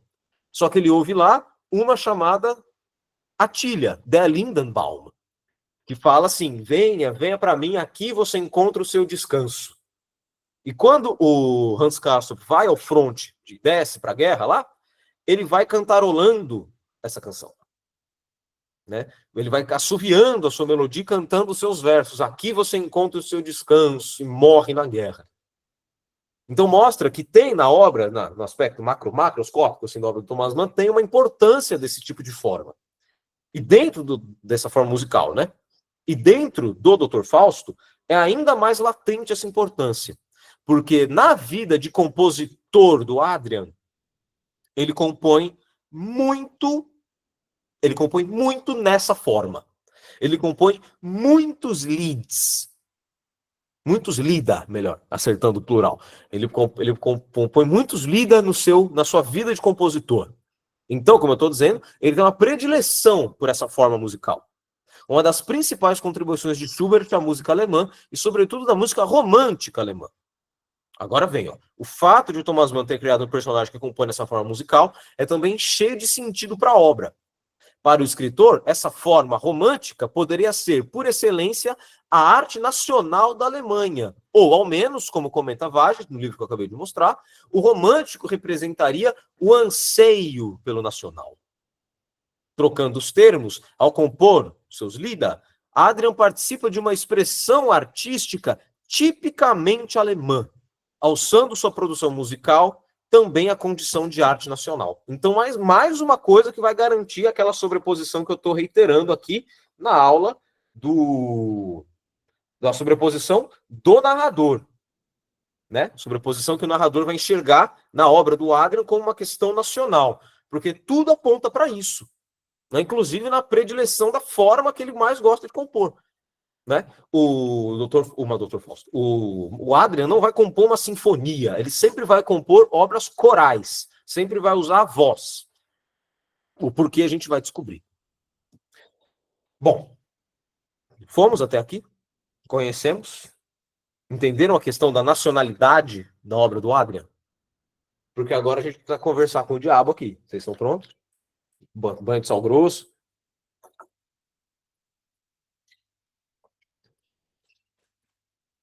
Que é o capítulo 25, que é o ponto médio da obra. Capítulo tem 50 capítulos, mais um epílogo, e o capítulo 25 é um capítulo muito importante, é o capítulo mais longo também, inclusive. Tem letra miúda e 40 páginas. O capítulo de 25, além de ser o ponto médio, é um divisor de águas do livro. Nele, não lemos as palavras de Saitblum, pela única vez do romance que isso acontece, mas as do próprio Adrian, que escreveram no papel pautado, ou seja, o papel da música, né, o papel de que você coloca as notas ali, um suposto diálogo que teria estabelecido com o diabo. Por que eu escrevo assim, né, suposto diálogo? Por ser um romance realista, é preciso levantar suspeitas acerca da existência desse demônio, já que, no capítulo, essas formas do mal são figuras participantes da vida terrena. Com quem que o Adrian conversa no quarto escuro dele? No seu cubo de treva, como falaria o Drummond. No seu cubo de treva do quarto, ele conversa com professores de teologia que ele teve na universidade, ou com um irônico crítico musical, de óculos redondos e queixo proeminente, que assemelha-se a Theodor Adorno. Olha que coisa. Que auxiliou Thomas Mann a elaborar os problemas musicológicos do romance. Gente, todas as linhas do Dr. Fausto que vocês leram que faz menção à música, quase que teve um checkzinho assim do Adorno para ver se conferia, né? O Thomas Mann teve acesso antecipado, vamos usar esse termo contemporâneo, a esta obrinha aqui, ó. Ó, Filosofia da Nova Música, do Adorno. Esse livro aqui ele é de 49, certo? O livro é de 47, ele teve acesso antecipado do manuscrito, que o Adorno era, olha só que coisa, o Adorno ele era vizinho do Mann lá na Califórnia, no exílio. Ele era vizinho e ele tinha muitos saraus, né? Muitas conversas, muitos jantares em que eles falavam de música, em que eles falavam dos problemas da composição artística no século XX, sobre o nazismo. Eles, enfim, eram uma conexão muito amigável. Eles têm uma troca de carta bastante importante também nesse esquema todo aqui. Então é muito legal, né? O diabo assume a forma de pessoas que existem de verdade. Muitas dessas formas participam do romance e outra participa da escritura do romance. Está fora da ficção, mas está ali na vida real, compondo o livro com o humano, né? E agora uma anedotinha, assim, que é bem legal. Quando o Adorno volta para a Alemanha no final dos anos 50, né? Depois da passada a guerra, ele volta da aula na Universidade de Frankfurt e diz para os seus amigos, diz para os seus alunos terem muito cuidado com ele, pois os seus alunos estariam tendo aula com o próprio diabo. Porque o Dr. Fausto era uma leitura assim, todo mundo leu. Na Alemanha, quando depois da queda do Terceiro Reich, virou muita coisa em cima do romance. E o Adorno surfou nesse hype, vamos chamar assim. Bom, agora vamos ouvir o diabo. Vamos ler o diabo. Vocês veem, os lados ficou escuro, né? Bom, temos aqui o diabo na arte. Olha só, vamos lá. O que na era clássica talvez se pudesse obter sem a nossa intervenção, hoje em dia, somente nós podemos oferecer. E nós oferecemos coisa melhor. Unicamente nós oferecemos o autêntico e o verdadeiro. O que nós propiciamos já não é o clássico, meu caro, e sim o arcaico, o primordial, o que desde tempos imemoriais ninguém experimentou. Olha só que sedutor, né? Então, o diabo aqui, ó, ele coloca nesses termos. A constatação do demônio é muito contundente, né? Na modernidade, não há inspiração autêntica que não tenha tido pacto com o demo, que não tenha tido incursão demoníaca, que não saiu do inferno, da cozinha da bruxa, para falar com Goethe. Não há como criar novidades, devassar novos campos artísticos sem a inspiração demoníaca. Então, o que está dizendo aqui? Nós não estamos na era clássica, em que o cânone está... Pessoas na estação. Colabore. Pay attention to the flow of people. Isso. Cortei o raciocínio. Na era clássica, o cânone estava estabelecido. Na era clássica, o cânone era claro. Você tinha os temas e você participava desses temas para tornar-se um artista. Pensando no nosso ambiente assim, de língua portuguesa, o nosso escritor clássico é o Camões, né? O Camões, ele frequenta os temas da tradição da antiguidade de modo, assim, muitas vezes até bastante conservador. Ser um artista nesses tempos antigos não era a disrupção, não era a criação de algo novo, como ele está dizendo aqui, ó. Nós oferecemos coisa melhor, unicamente nós, o autêntico e o verdadeiro. Participar do cânone, participar dos temas clássicos, era o que condicionava o mundo da arte, a esfera da arte. Agora, o que o diabo oferece aqui é uma capacidade de se tornar efetivamente autêntico depois dessa era clássica, depois que essa era clássica já ruiu. Né? É um diagnóstico muito terrível. Imaginar que a gente não consegue criar nada de novo sem vender a nossa alma, sem abrir mão da nossa própria felicidade, sem abrir mão da nossa própria condição de ser humano que ama e procura a felicidade. E é justamente isso que acontece com o Adrian. Ele deixa de amar e continua sendo infeliz do momento em que ele escreve esse capítulo. Esse capítulo no livro ele é muito sintomático. Antes dele, você tem até um ritmo um pouco mais lento da narração. Depois dele, vem um ritmo muito mais acelerado, que é até goetheano, né? Velocífero. Né? Então é bastante sintomática esse momento do livro aqui. Tudo bem? O que este ser demoníaco completa? Qual é a sua oferta para o nosso personagem aqui? Vocês vão ver que é muito difícil de... O diabo seria um demiurgo, à luz da teologia. Exatamente, é um demiurgo. Perfeito. Uma inspiração, diabo, o verdadeiro senhor do entusiasmo. Uma inspiração deveras deleitosa, fascinante, indubitável, férvida. Uma inspiração na qual não há nem escolha, nem correção, nem remendos, e na qual se acolhe tudo com o benfazejo ditado. Uma inspiração que faz com que o passo estaque e tropece, com que sublimes tremores percorram da cabeça aos pés o ente agraciado e lhe arranquem os olhos uma torrente de lágrimas de felicidade. Não, tal inspiração não é possível com Deus, que abandona demasiado trabalho ao intelecto. Porra, desculpa a expressão, que porrada, né? É possível unicamente com o diabo, o verdadeiro senhor do entusiasmo. Né? Verdadeiro senhor do entusiasmo. Então, aquilo que te arranca as lágrimas, aquilo que faz você tremer, do frio na espinha, aquela coisa de perder o ar como obra de arte, nada disso tem parte com Deus na nossa época. Eu lembro muito do Baudelaire aqui nas Flores do Mal. São do diabo os cordéis que a todos nós comandam. O leitor, né, do Baudelaire. Então, o verdadeiro senhor do entusiasmo, o demônio, inspira o artista a recombinar elementos arcaicos esquecidos pelas convenções artísticas. Olha só, meu caro, o que nós propiciamos é o arcaico, primordial, o que ninguém experimentou desde tempos imemoriais. É isso que o diabo está oferecendo. O ímpeto demoníaco na música do Adrian o faz retomar formas medievais de composição e até anteriores, hein? Formas medievais, por exemplo, o oratório e a fuga. Fuga são várias vozes combinadas em tempos diferentes, assim, que criam uma cosmogonia própria, a voz. Ouvir uma igreja deve ser lindíssimo, nunca tive a chance. Esse retorno ao primordial, porém, não é direcionado a uma reconexão com Deus ou com alguma transcendência, mas sim na ideia de parodiar, de rir, de rebaixar esses elementos, essas formas. Ou, como o próprio Adrian vai dizer no fim do livro, esse retorno ao primordial é uma forma de revogar a nona sinfonia do Beethoven. Esse é o direcionamento da obra do Adrian. Revogar a nona sinfonia. Revogar justamente a ideia de todos os homens serão irmãos, que é o que canta no coro da nona sinfonia do Beethoven, que é uma obra tardia ela própria, inclusive.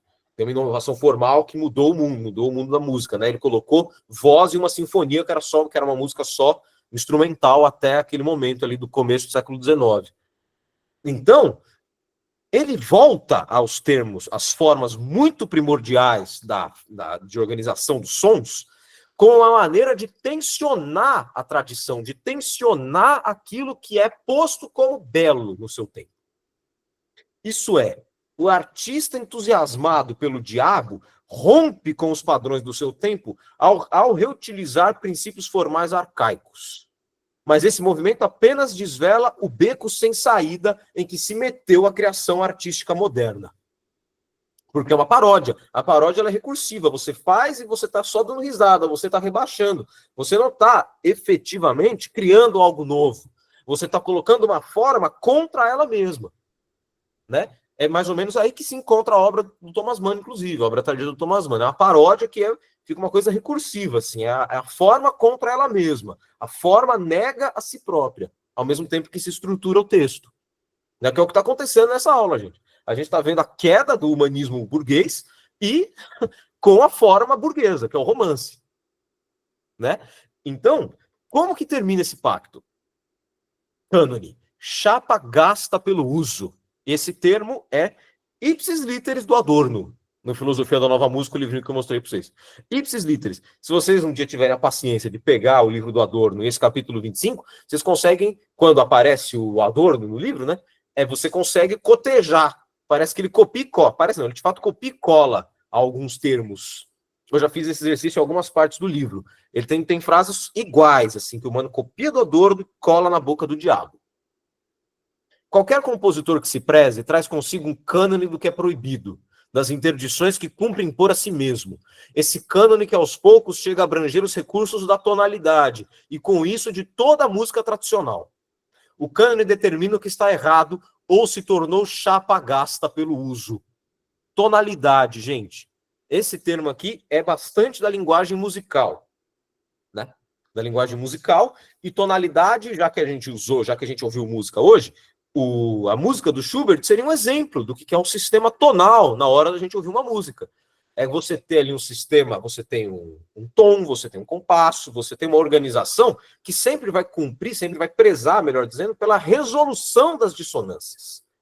A dissonância no sistema tonal, que é em que se assenta 90% da forma musical que a gente consome hoje, toda a dissonância é colocada única e exclusivamente para ser solucionada.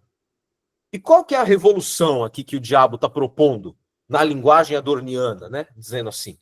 Está dizendo que esse retorno ao arcaico assume uma forma de tensionar esses recursos, forçando esses recursos da tonalidade, né, que ele escreve aqui, forçando um novo modo de organização dos sons, que concebe a dissonância como princípio composicional válido. Sabe de onde o Adorno está tirando isso? Está tirando do seu professor, chamado Arnold Schoenberg. Na aula passada, falaram, podia falar um pouco mais do Schoenberg. É aqui que ele aparece. Ele aparece como pacto demoníaco. Quem não vai gostar disso é o próprio Arnold Schoenberg, que fez com que o Thomas Mann redigisse uma carta aberta falando, olha, essa ideia do decafonismo é a autoria de Arnold Schoenberg no livro Lição de Harmonia, publicado no ano tal. O Schoenberg ficou muito puto por ele ter sido comparado a um ser ínfero, que a sua ideia fosse diretamente do inferno. Né? E o Schoenberg chama isso, gente, de emancipação da dissonância. Deixa eu colocar aqui. Emancipação.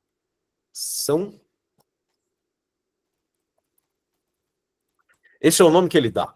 Ele chama de emancipação da dissonância porque, como eu disse, a dissonância na música do decafônica, ela não é mais para ser solucionada. Ela é o próprio princípio da composição. É uma composição como a do Adrian, é muito cerebral, você calcula o sentimento, a sensação, ela fica para depois, ela não entra na composição. É um jogo do que pode e o que não pode entrar na arte. É um jogo de cérebro, é um jogo de xadrez, a arte.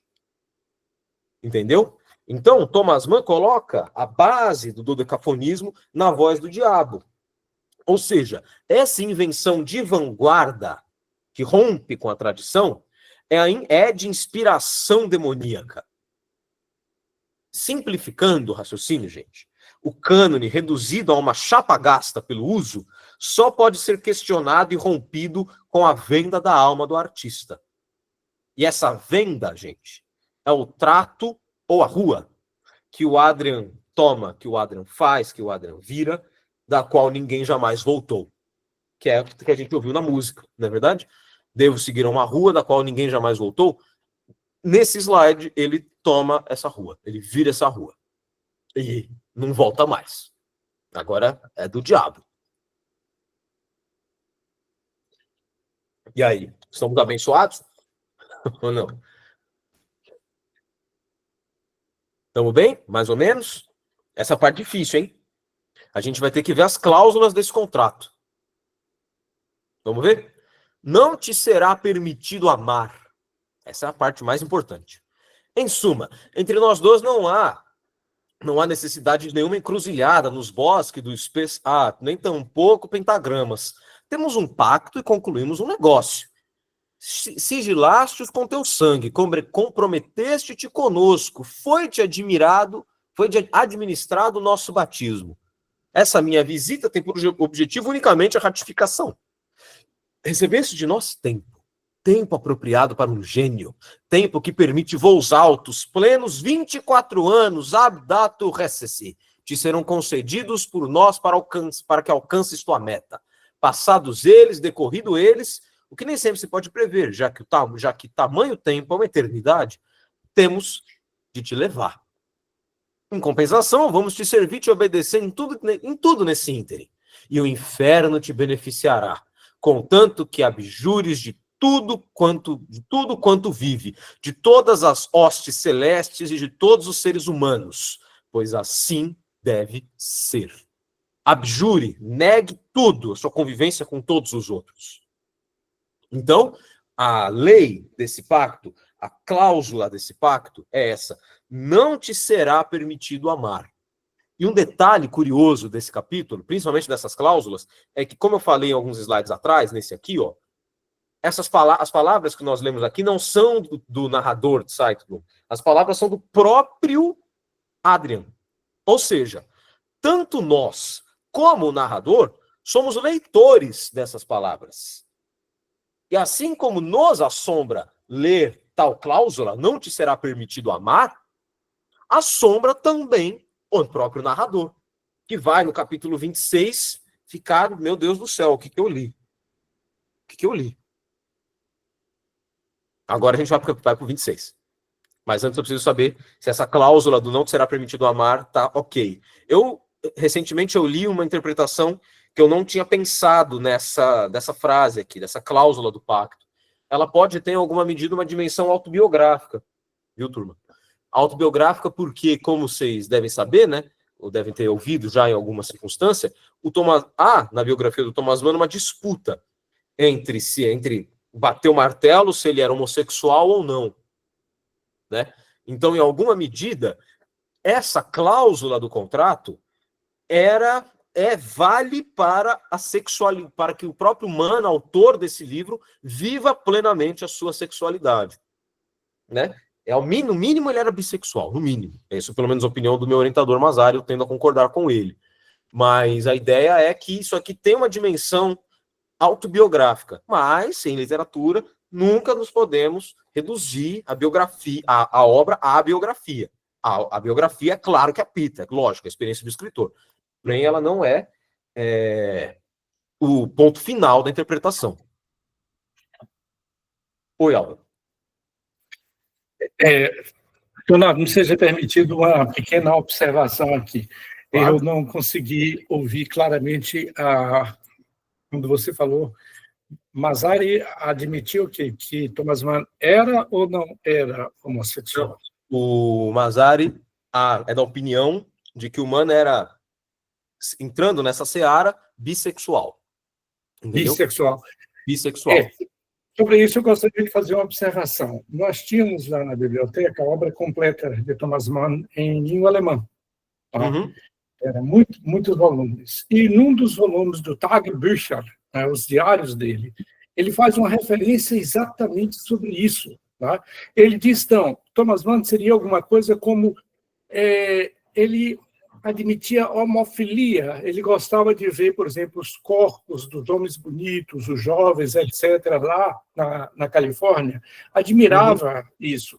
Mas há passagem no diálogo dele que ele disse, não, essa coisa de praticar o homossexualismo com um homem, não, isso não seria absolutamente para mim. Ele nega peremptoriamente essa condição. Bom, Eu não conheço os detalhes de toda a vida dele, que eu sei verdadeiramente que era homossexual era o Klausmann, o filho dele. Klaus. Tá? Esse Como é que isso... sem nenhuma dúvida. Exatamente. Esse debate ele voltou à tona agora, porque esse ano saiu na Alemanha uma biografia nova do Tilman Lammer, que o Marcos trouxe alguns aspectos dela para mim. Ele comentou até no podcast da Companhia das Letras, dizendo que essa biografia era justamente um exagero da homossexualidade do Mann em toda a sua obra. Essa biografia colocaria a homossexualidade dele no centro de todas as atenções de todos os seus personagens. Entendeu? Então o Marcos opina justamente dizendo que é uma biografia muito tendenciosa a isso. E eu acreditaria nisso também, por se estar se colocando, aproveitando a alta desses temas na literatura, tentando entender muito em torno dessa questão, né? Mas sim, então a gente tem... nessa biografia tem uns méritos também, ele contou. Tem algumas cartas da juventude do Thomas Mann que pode ser que ele tenha tido alguma relação homoafetiva, ou em cartas que ele teve trocadas lá nos anos... não me lembro agora, mas que ele pediu para serem queimadas, a gente não tem acesso. Alguns diários, quer dizer, que ele escreveu em algum momento que ele viajou para a Itália, e esses diários nós perdemos. Então a gente tem algumas falhas que permitem que a nossa imaginação preencha como quiser, entendeu? Mas o que deve nos guiar aqui é que essa questão não é o núcleo, não é o fio condutor da obra dele. Trata-se de um assunto essencial da obra, mas não é não é o leme dela, não é verdade? Até porque o próprio narrador aqui fala muito de amor do Adrian, ele também tem uma questão muito, um afeto muito profundo com o Adrian, o próprio narrador aqui. Tudo bem? Legal? Morte em Veneza, exatamente. Morte em Veneza é o homoerotismo é latente, né? Quer dizer algo, ou não? Obrigado. De nada, imagina. Obrigado pela contribuição. Então, finalizando o capítulo aqui, ó. Notem que esse capítulo 25 pode ser lido como um complemento direto ao capítulo 6 que nós lemos, em que Serenus define Kaisers Achan pela sua subdemonidade. Ora, não seria esse diálogo uma floração daquela predisposição ao arcaísmo e ao irracionalismo? Será que um dos atos que o narrador prefere não mencionar seria precisamente o pacto do seu amigo? Ó, pedi licença aqui que eu vou voltar lá, só para a gente ler de novo. Ó, atos tais como queimas de livros e outros que prefiro não mencionar. Será que dentro desses atos não estaria exatamente o que a gente acabou de ler? Como o pacto com seu amigo? O pacto do seu amigo, melhor dizendo. O fato é que o conteúdo do capítulo 25 é assustador, sobretudo para o narrador, que é um agente da conservação da cultura, do cânone e da tradição. Ora, é um filólogo, filho das musas, como ele mesmo se define, não sem ironia, lógico. Diante dessa floração do demonismo da sua cidade natal, Zeitblum desnorteia-se, já que o diabo comanda a seu amigo a ruptura e a subversão de tudo que o narrador preza e quer conservar. Dizendo de outro modo, é como se Sereno se defrontasse com o impacto do século XX na cultura ocidental, como se os bombardeios da Segunda Guerra estivessem cifrados na biografia do seu amigo.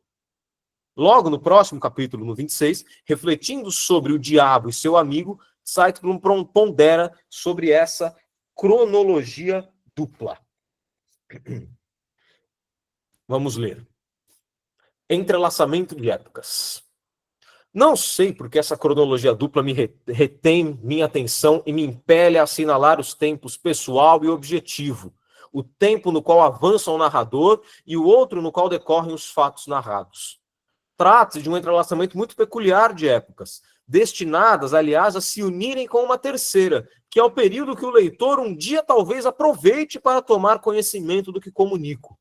Assim sendo, ele se defrontará com um triplo registro de tempos. O seu próprio, o do cronista e o histórico. Então, olha só a potência aqui, ó. O que nós estamos lendo, gente? Estamos vendo o Zeitblum pesando o que ele acabou de ler e dizendo, basicamente, piscando os olhos para nós. Olha, leitor, é capaz que você leia isso e cruze o seu tempo com esses que você está lendo. Eu aqui, nos anos 1940, escrevendo essa história, que passou nos anos 10, 20, 30 do meu século, e você aí não sei quando lendo. Ou seja, esse recado é para nós, né? Será que esse demonismo acabou com Hitler? Eu gostaria de dizer que sim. Eu gostaria de dizer que sim. Mas esses bombardeios, essas bombas continuam estourando, né? Então, ó, o narrador, nesse momento aqui, se mostra consciente da sobreposição de camadas históricas que ele está trabalhando, que emprega na escrita dessa biografia. De modo que esse entrelaçamento peculiar de épocas mostra a sobreposição do pacto e a ascensão do nazismo não seria... relendo aqui, ó. Zeitblum escreve durante a Guerra Total. Sua narrativa se desdobra do final do século XIX até a Segunda Guerra. De modo que essa sobreposição de épocas, esse entrelaçamento que eu estou falando para vocês, é a condição de verossimilhança para dizer que a vida do Adrian é a história da Alemanha. Ele está querendo mostrar justamente nessa sobreposição que na vida do seu amigo é possível enxergar toda uma coletividade. Ou seja, esse entrelaçamento é produto do ponto de vista do narrador. Ou seja, o narrador, para a compreensão desse pacto, para a compreensão dessa incursão ao inferno, é tão essencial quanto o seu amigo. Porque vamos fazer um paralelo? O Adrian compõe as suas músicas endemoniadas. E o seu amigo narrador compõe o livro que nós estamos lendo, que é de uma finesse artística, de um acabamento estético inegável. Então, você tem o narrador que produz também uma obra. E será que essa obra que nós temos em mãos aqui, não seria ela também um produto demoníaco? É isso que esse entrelaçamento de épocas tem que nos fazer pensar. Entendeu? Bom, temos aqui que falar de um narrador que é, portanto, muito importante. É um narrador, como eu estou dizendo, humanista, crente no poder formador e humanizador da arte e da cultura. Da arte que o pacto com o demônio seria a subversão total. Né? É isso mesmo, André, nesses termos, enfeitiçado. A burguesia alemã a domar a mega inflação pré-Hitler, exatamente. A mega inflação foi só uma desculpa econômica, né? Tem várias questões míticas também envolvidas. Então, esse narrador humanista, que é um ente conservador da cultura, intui o colapso da sua visão de mundo, intui o colapso do seu mundo na pessoa do seu estimado amigo. Nesse esquema, Sereno se torna também um ponto de vista privilegiado para se compreender a catástrofe alemã. Então, para colocar numa frase legal, de um lado, um compositor que vende sua alma, do outro, um professor de filologia, um intelectual de classe média. Nessas personagens, Thomas Mann criou metonímias para os problemas do seu tempo que levaram à Guerra Total e à existência do nazismo. Entendeu? Então você tem o compositor e o narrador. E nesse capítulo que está aqui no slide agora, é exatamente o que nós leremos. É o entrelaçamento de uma obra do Adrian com um jogo de montagem bastante moderno dos Serenos, que é o capítulo 34. Esse capítulo é uma chave de leitura para a aula toda. Nele se condensam diversas camadas de sentido do romance, sobretudo o entrelaçamento de épocas, que eu acabei de dizer. A começar pelo número 34, né? Capítulo 34. É a soma do quadrado mágico, nessa gravura aqui em cima do Dürer, Albrecht Dürer, Melancólia 1. 34 é a soma do quadrado mágico, nessa gravura, que Adrian mantinha na cabeceira do seu quarto de estudos em Pfeifferring, que é a cidade que ele vai, quando ele decide ser compositor, ele vai compor lá, isolado, né? Que nem a música mandou ele fazer. 34 também é daqui que vem a editora 34. Você abre qualquer livro da editora 34, tem esse quadrado aqui. Isso quer dizer que todas as composições de Leverkusen são realizadas com seus olhos nesse anjo caído, frustrado de todos os seus intentos de construção. Amparado em que eu digo isso? Em alguns elementos. Olha, o compasso, o poliedro, que nós sabemos, pelo jeito do modo com que está aqui figurado na gravura, é engenho humano, nessas linhas retas assim, são lapidadas pelo homem, e também, do outro lado, a esfera. E sem contar todos esses instrumentos largados aqui no chão. Vocês podem ver prego, serra. Então isso aqui é um anjo que está construindo alguma coisa e largando tudo que constrói, como se nada o preenchesse. E aqui é a pose, como eu brinco com os meus alunos em sala de aula, é a pose do aluno ver aula, né? A pose do melancólico. Todo aluno vê aula assim. Não é verdade? Então, isso, gente, é o que está literalmente na cabeceira do Adrian quando ele está compondo. Então ele está fadado à melancolia desde cara, desde o começo, desde a gênese das suas obras. Esse capítulo ele é longo, ele é bem longo, ele tem 3 partes. Na primeira, Sereno nos acompanha a dura gênese de uma composição atonal, chamada Apocalipsis cum figuris. E isso aqui também é o nome de uma sequência de gravuras do Dürer, do Apocalipse, do Apocalipse bíblico, né? Inspirada no Dürer, no teatro de marionetes e numa legenda medieval do Papa Gregório, do grande pecador que se torna elege-se Papa, que é material deste próximo livro do Thomas Mann. Isso aqui é muito curioso, porque nós temos a história de um escritor que vai roubar o tema do seu personagem. Isso é bem legal. Né? Serenos, na parte 2, narra sua presença no jantar de Sixtus Cridvis, no qual é testemunha viva, mas impotente, da fermentação das mistificações proto-nazistas. Por fim, na parte 3, Serenos descreve textualmente o efeito auditivo do Apocalipse, tornando essa obra modernista e demoníaca numa trilha sonora do jantar nazista que acabara de narrar. Então ele trabalha aqui nesse entrelaçamento, nessa forma bastante modernista de montagem. Tá? Thomas Mann é um escritor modernista, mas ele vai coligindo técnicas de narração. Né? Então, o oratório, gente, isso aqui é um oratório que ele vai compor. E é um oratório atonal. Então a gente já tem uma contradição muito produtiva aqui na forma de compor do Adrian.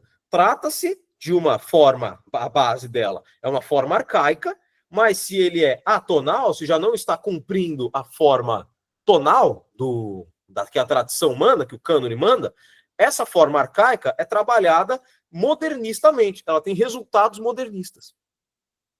Né? E eu vou também, eu consegui achar um exemplo musical que vai conseguir dar, creio, o efeito do Apocalipse quando chegar a hora. Antes, vamos ver. A perda de peso, impotência prática. Primeira parte aqui, ó. Eu me propus a assinalar logo as qualidades e as características pelas quais ela, a obra de Adrian, me deprimia. Ainda que me deixasse cheio de admiração e me aterrorizava, ou melhor, despertava meu interesse de uma forma que me angustiava. Logo me propus, repito, assinalar tudo isso em combinação com as pretensões abstratas que, como já frisei rapidamente, tive que enfrentar nas discussões travadas no apartamento do senhor Sixtus Cridvis. Foram as ideias novas manifestadas nesses saraus, em conjunto com a criação solitária de Adrian, o que produziu em mim um estado de estafa cerebral no qual então vivi e que realmente me fez perder quase 6,5 quilos do meu peso. Basicamente, ele está dizendo o que para nós? Está dizendo a sobreposição do jantar e da composição é de minha intuição, é de minha autoria. E essa intuição me abalou tão profundamente no estado de estafa mental. Perdi quase 6 quilos. E aí pode se perguntar, por que no meio daqueles nazistas todos, ele não se impôs? Ele, para termos dele, não queria ser um estraga-prazeres. Impotência prática? É o que surge nesse momento da narrativa. Agora, o que foi falado nesse jantar? Vamos lá. Essa aqui é forte, hein?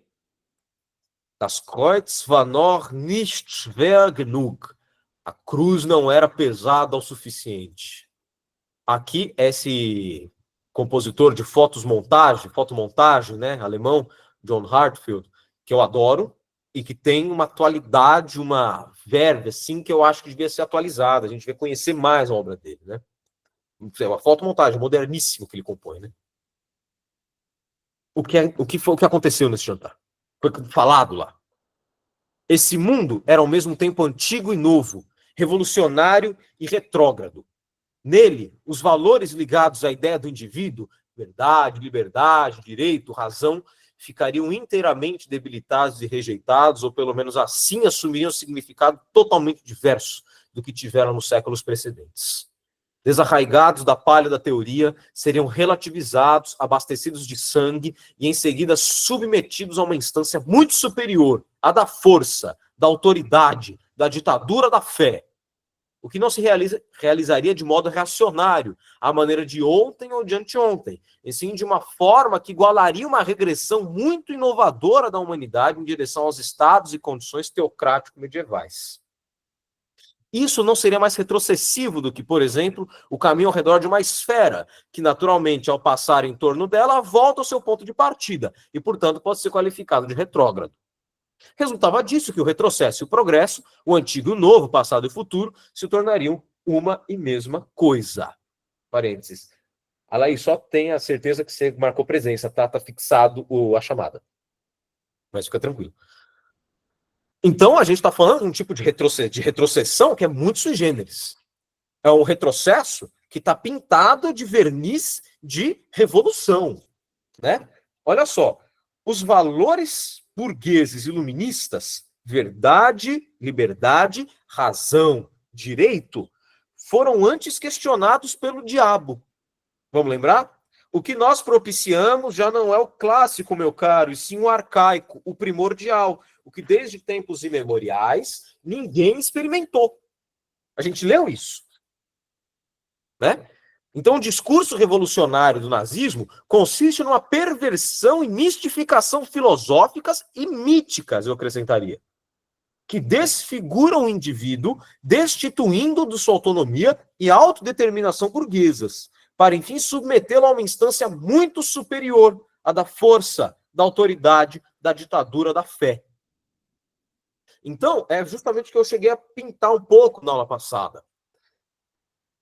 A ideologia nazista, a ideologia fascista, ela capta o sujeito naquilo que há de mais essencial na visão das coisas, que é a linguagem. A gente vê as coisas pelo nome que nós damos a elas. A gente concebe as coisas pelo nome, pela linguagem que nós temos para pensar, para concebê-las enquanto existentes. E nesse raciocínio, o nazismo, o fascismo, ele cria uma narrativa das coisas que desconecta as pessoas da realidade factual que nós que estamos aqui nesse curso de Thomas Mann compartilhamos. É só nós pensarmos nas entrevistas que saem do 7 de setembro. Não sei se vocês chegaram a ver, mas aquilo é de um delírio propriamente de uma vertente fascista, né? De justificativas delirantes, clones, um negócio assim muito fora da realidade de propósito. Isso faz parte do projeto político. Entendeu? É destituir o indivíduo de sua liberdade e restituí-lo a uma instância superior da ditadura da fé. Isso coloca-o numa dependência do partido, aqui no caso, né?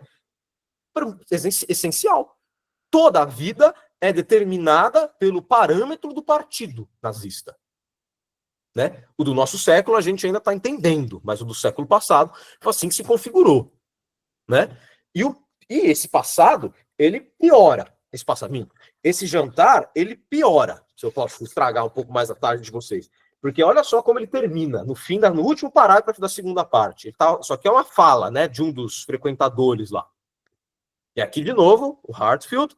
Essa aqui é forte, hein? Die Nation steht geschlossen hinter mir. A nação está unida atrás de mim. E aqui, ó, na representação, você tem a cartografia da Alemanha, ó, você tem o mapa dela aqui, com várias pessoas dentro, e uma corrente passando aqui, ó, com Hitler segurando, né? E aqui uma frase do Guilherme I, do Wilhelm da Elster, creio que no começo da Primeira Guerra Mundial, uma paródia dela, né? Na verdade, o Guilherme I falou o seguinte: eu não conheço partidos, só conheço alemães. E aqui, sob Hitler, ich kenne keine Parteien mehr, ich kenne nur noch Gefangene. Eu não conheço nenhum partido, não conheço mais nenhum partido. Eu só conheço prisioneiros. E aqui, ó, apagadinho, mas dá para ler: Konzentrationslager Deutschland, campo de concentração Alemanha. Toda a Alemanha tornou-se um campo de concentração. Tem um demonismo na Alemanha agora. Então, Hartfield comenta muito o que será dito aqui. Não à toa que Hitler teve o Ministério da Propaganda, exatamente. Exatamente. Uma das coisas que eu quero muito fazer, parênteses mesmo, uma das coisas que eu quero muito fazer ainda quando eu terminar o doutorado, enfim, quando eu tiver mais tempo, eu quero ler os diários do Goebbels. Quero ver como que a mente dele maquinava essas coisas. Né? Ainda não tive a oportunidade. Sem dúvida alguma, chegaria o dia em que se legitimaria por razões de higiene nacional e racial a não conservação de elementos mórbidos, a eliminação em grande escala dos mais fracos e dos débeis mentais. Na realidade, ninguém o negava, mas pelo contrário enfatizava essa intenção.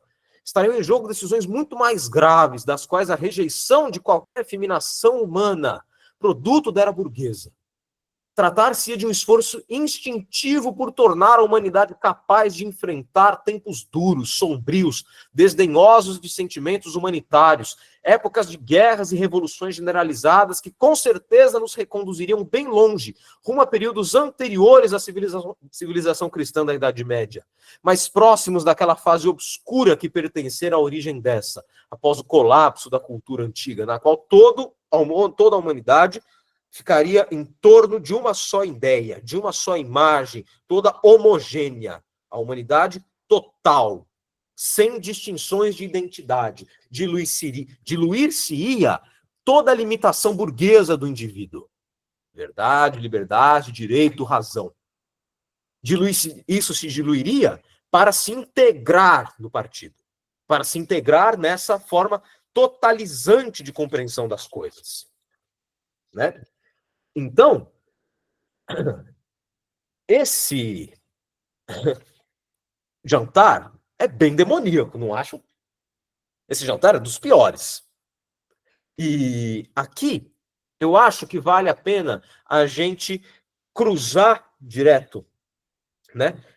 Pro que o Zeitblum vai narrar da composição do Adrian, para vocês verem que tem um parentesco, tem uma rima semântica entre as palavras mesmo, a nível estilístico do que está aqui, para o que ele vai definir o oratório do Adrian. Terceira parte toda, eu li como trilha sonora. Entendeu? Então, aqui um trechinho que eu acho que pode nos ajudar. Mas o mais horripilante de tudo, falando da composição, é a aplicação do glissando à voz humana, que todavia fora o primeiro objeto de ordenamento regulador de tons e da liberação do estado primordial dos ululos arrastados através de todas as notas da gama. Com o glissando, retorna-se, pois, a essa fase primitiva, tal como o coro do Apocalipse, por ocasião do rompimento do sétimo solo, quando o sol se tinge de preto, a lua sangra e os barcos naufragam, na polvorosa descrição das vozes que clamam.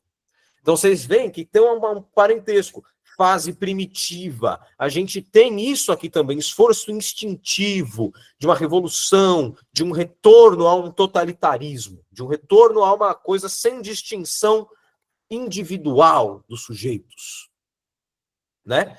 E fica a dúvida aqui para quem não conhece tanto uma linguagem musical, fica a dúvida do centro desse trecho. O que é um glissando, afinal de contas? Eu fui procurar um exemplo para isso. E, felizmente, eu encontrei. Então, vou fazer o mesmo esquema. Nós vamos ouvir, vou parar de compartilhar, para compartilhar a tela. Selo. Copiei errado. Deixa um selo. Muito bem lembrado. Então, ó, vou abrir o link. A composição que eu vou mostrar para vocês, gente, ela foi composta nos anos 60 em memória ou em resposta às vítimas das bombas de Hiroshima e Nagasaki. Então está diante de uma catástrofe também, né? Então vamos ouvi-la. Eu não vou colocar ela inteira, né? Eu vou colocar só o trecho para mostrar o que é um glissando e como que ele é terrível. Ó. Percebe que tem essa, ó, todas as notas sobem e voltam. Não tem um som alarmante? Agora vai ficar mais ainda, ó.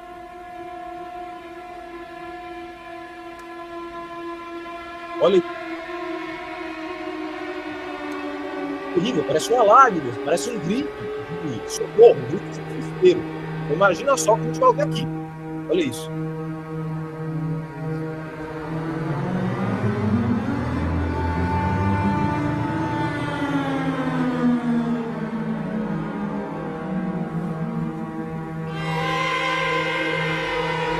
Olha que horror. Meu Deus, que horror, né? Se vocês tiverem o coração de ouvir depois. Então, gente, o glissando é esse o efeito auditivo de um glissando, essas notas que vão de um ponto a outro da escala sem interrupção. Para vocês terem uma imagem visual, você tem um piano e você bate numa tecla e vai a outra direto, sabe? Isso é um glissando. Mas aqui, parece uma trilha de filme de Hitchcock. Puta, é verdade, parece mesmo. Muito bem lembrado.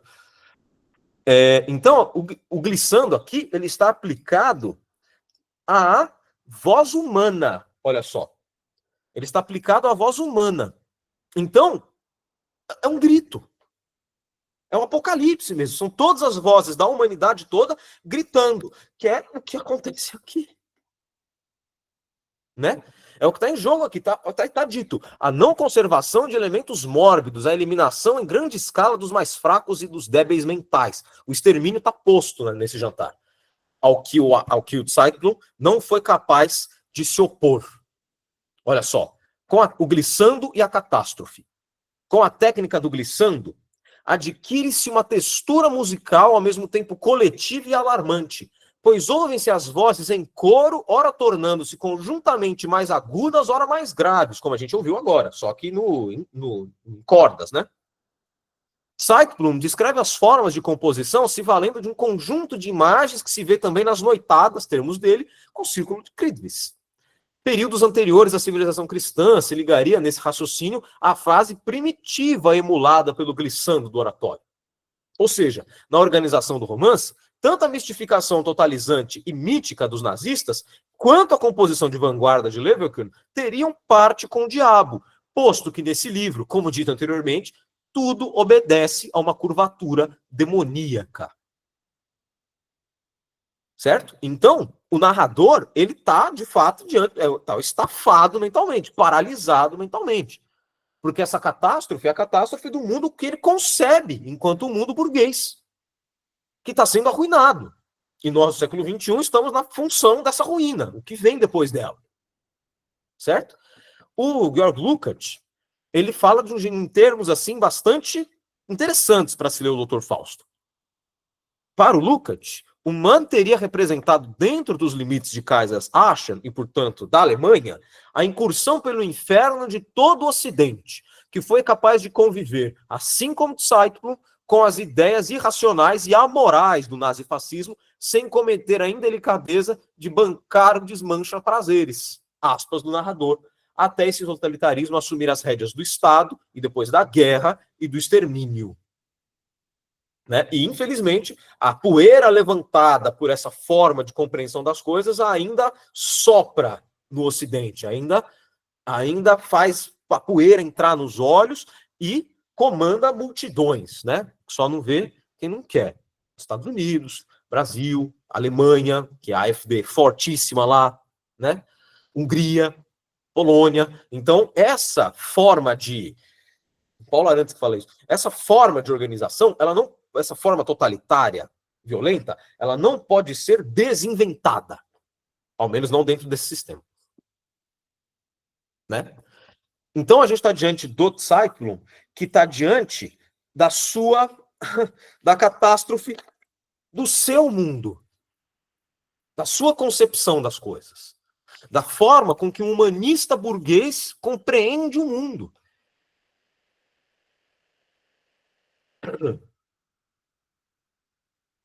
Deixa eu ver a sua dúvida, já que eu estou na transição de raciocínio, deixa eu ver a dúvida da Jubi. Uma dúvida, professor. Sobre a tal Capercalise, o mentor que o Adrian sugere no capítulo 27. Ele diz que adquiriu conhecimentos com ele e de uma iniciação de mistérios cósmicos que vão além da razão humana. Foi um capítulo um pouco confuso para mim. Pensei que poderia sugerir que o cosmos, o universo, seria um contraponto à religião. Mas tem as narrações dele que o professor teria ensinado. Achei bem confuso. Vai falar um pouco para me clarear um pouco? Olha, sempre tem no Dr. Fausto essa coisa que faz parte da tradição fáustica, que é o especular os elementos.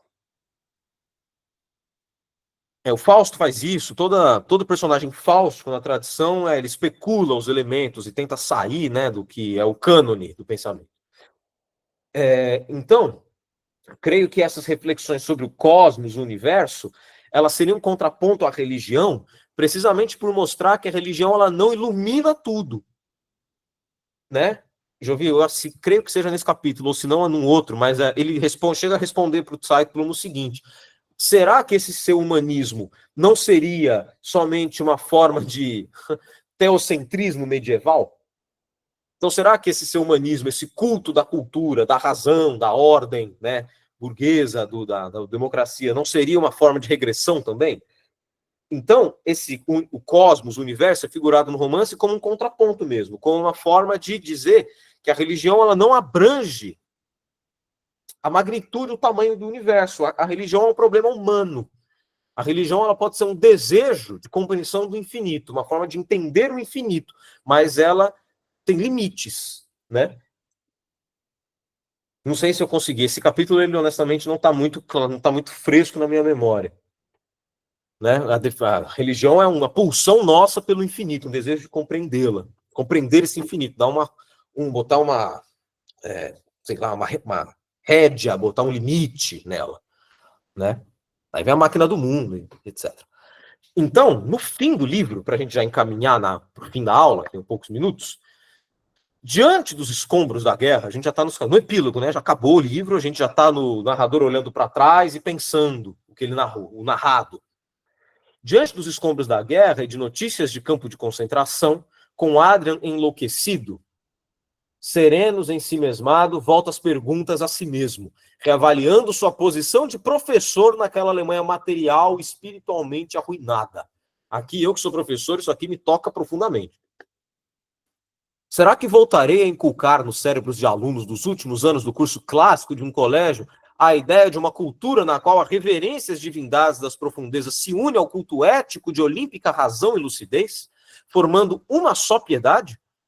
Mas, ai de mim, receio que nessa década selvagem se haja criado uma geração que entenda a minha linguagem tão pouco como eu a sua. Receio que a mocidade de meu país se me tenha tornado por demais estranha para que eu possa ser novamente seu mestre.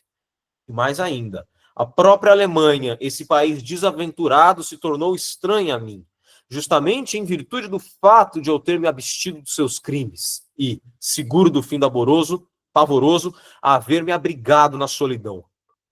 Não terei de indagar de mim para mim se agir corretamente? É uma crise de consciência das piores, não é, gente? Então, esse professor envelhecido se questiona se seria capaz de se comunicar com a nova geração que viveu na Alemanha durante a guerra. Em alguma medida, compactuou com Hitler, como os próprios filhos do Zeitung. No capítulo 2 ele fala: os meus 2 filhos, ambos trabalham para o seu Führer. Passou ao largo de Nietzsche, o Thomas Mann, ele colocou a biografia do Nietzsche para fazer a biografia do Adrian Leverkühn. Os 24 anos, a doença que o Adrian adquire, que o vitima, é sífilis, assim como o Nietzsche, né? Tem um episódio do livro que o Adrian vai a um prostíbulo e ele se infecta com sífilis ali, e é uma história que ele coleta da biografia do Nietzsche. Então, Nietzsche ele está aqui todo o tempo. E, André, se eu posso fazer uma recomendação de leitura, o Mann, ele tem posso mandar escaneado depois, ele tem um texto que ajuda até a entender o Dr. Fausto, que se chama A Filosofia de Nietzsche à Luz da Nossa Experiência.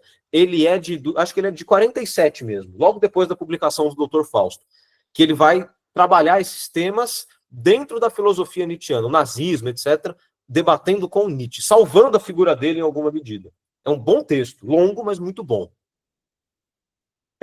Bom, então o que eu estava dizendo aqui é uma juventude que compactuou com Hitler. O narrador se culpa pela incomunicabilidade daquela uma só piedade, a síntese entre o seu germanismo e o seu culto ético, a síntese entre o seu germanismo e essa ideia de fazer com que a Alemanha se misture com a Europa e não forçar que a Alemanha, ou não forçar que todos os países europeus convertam-se na Alemanha. A história do nazismo pode ser compreendida nessa chave. A Alemanha teria dois destinos, segundo o Mann e alguns dos seus amigos. A Alemanha teria dois destinos. O primeiro, ou ela se torna, ou a Alemanha se torna europeia, ou ela se torna cosmopolita, com várias nações convivendo dentro dela, ou a Alemanha, ou a Europa se germaniza. A história sabe, a história tomou uma decisão, né? Os homens tomaram uma decisão aqui e tentaram fazer com que a Europa se germanizasse, e deu no que deu. Né?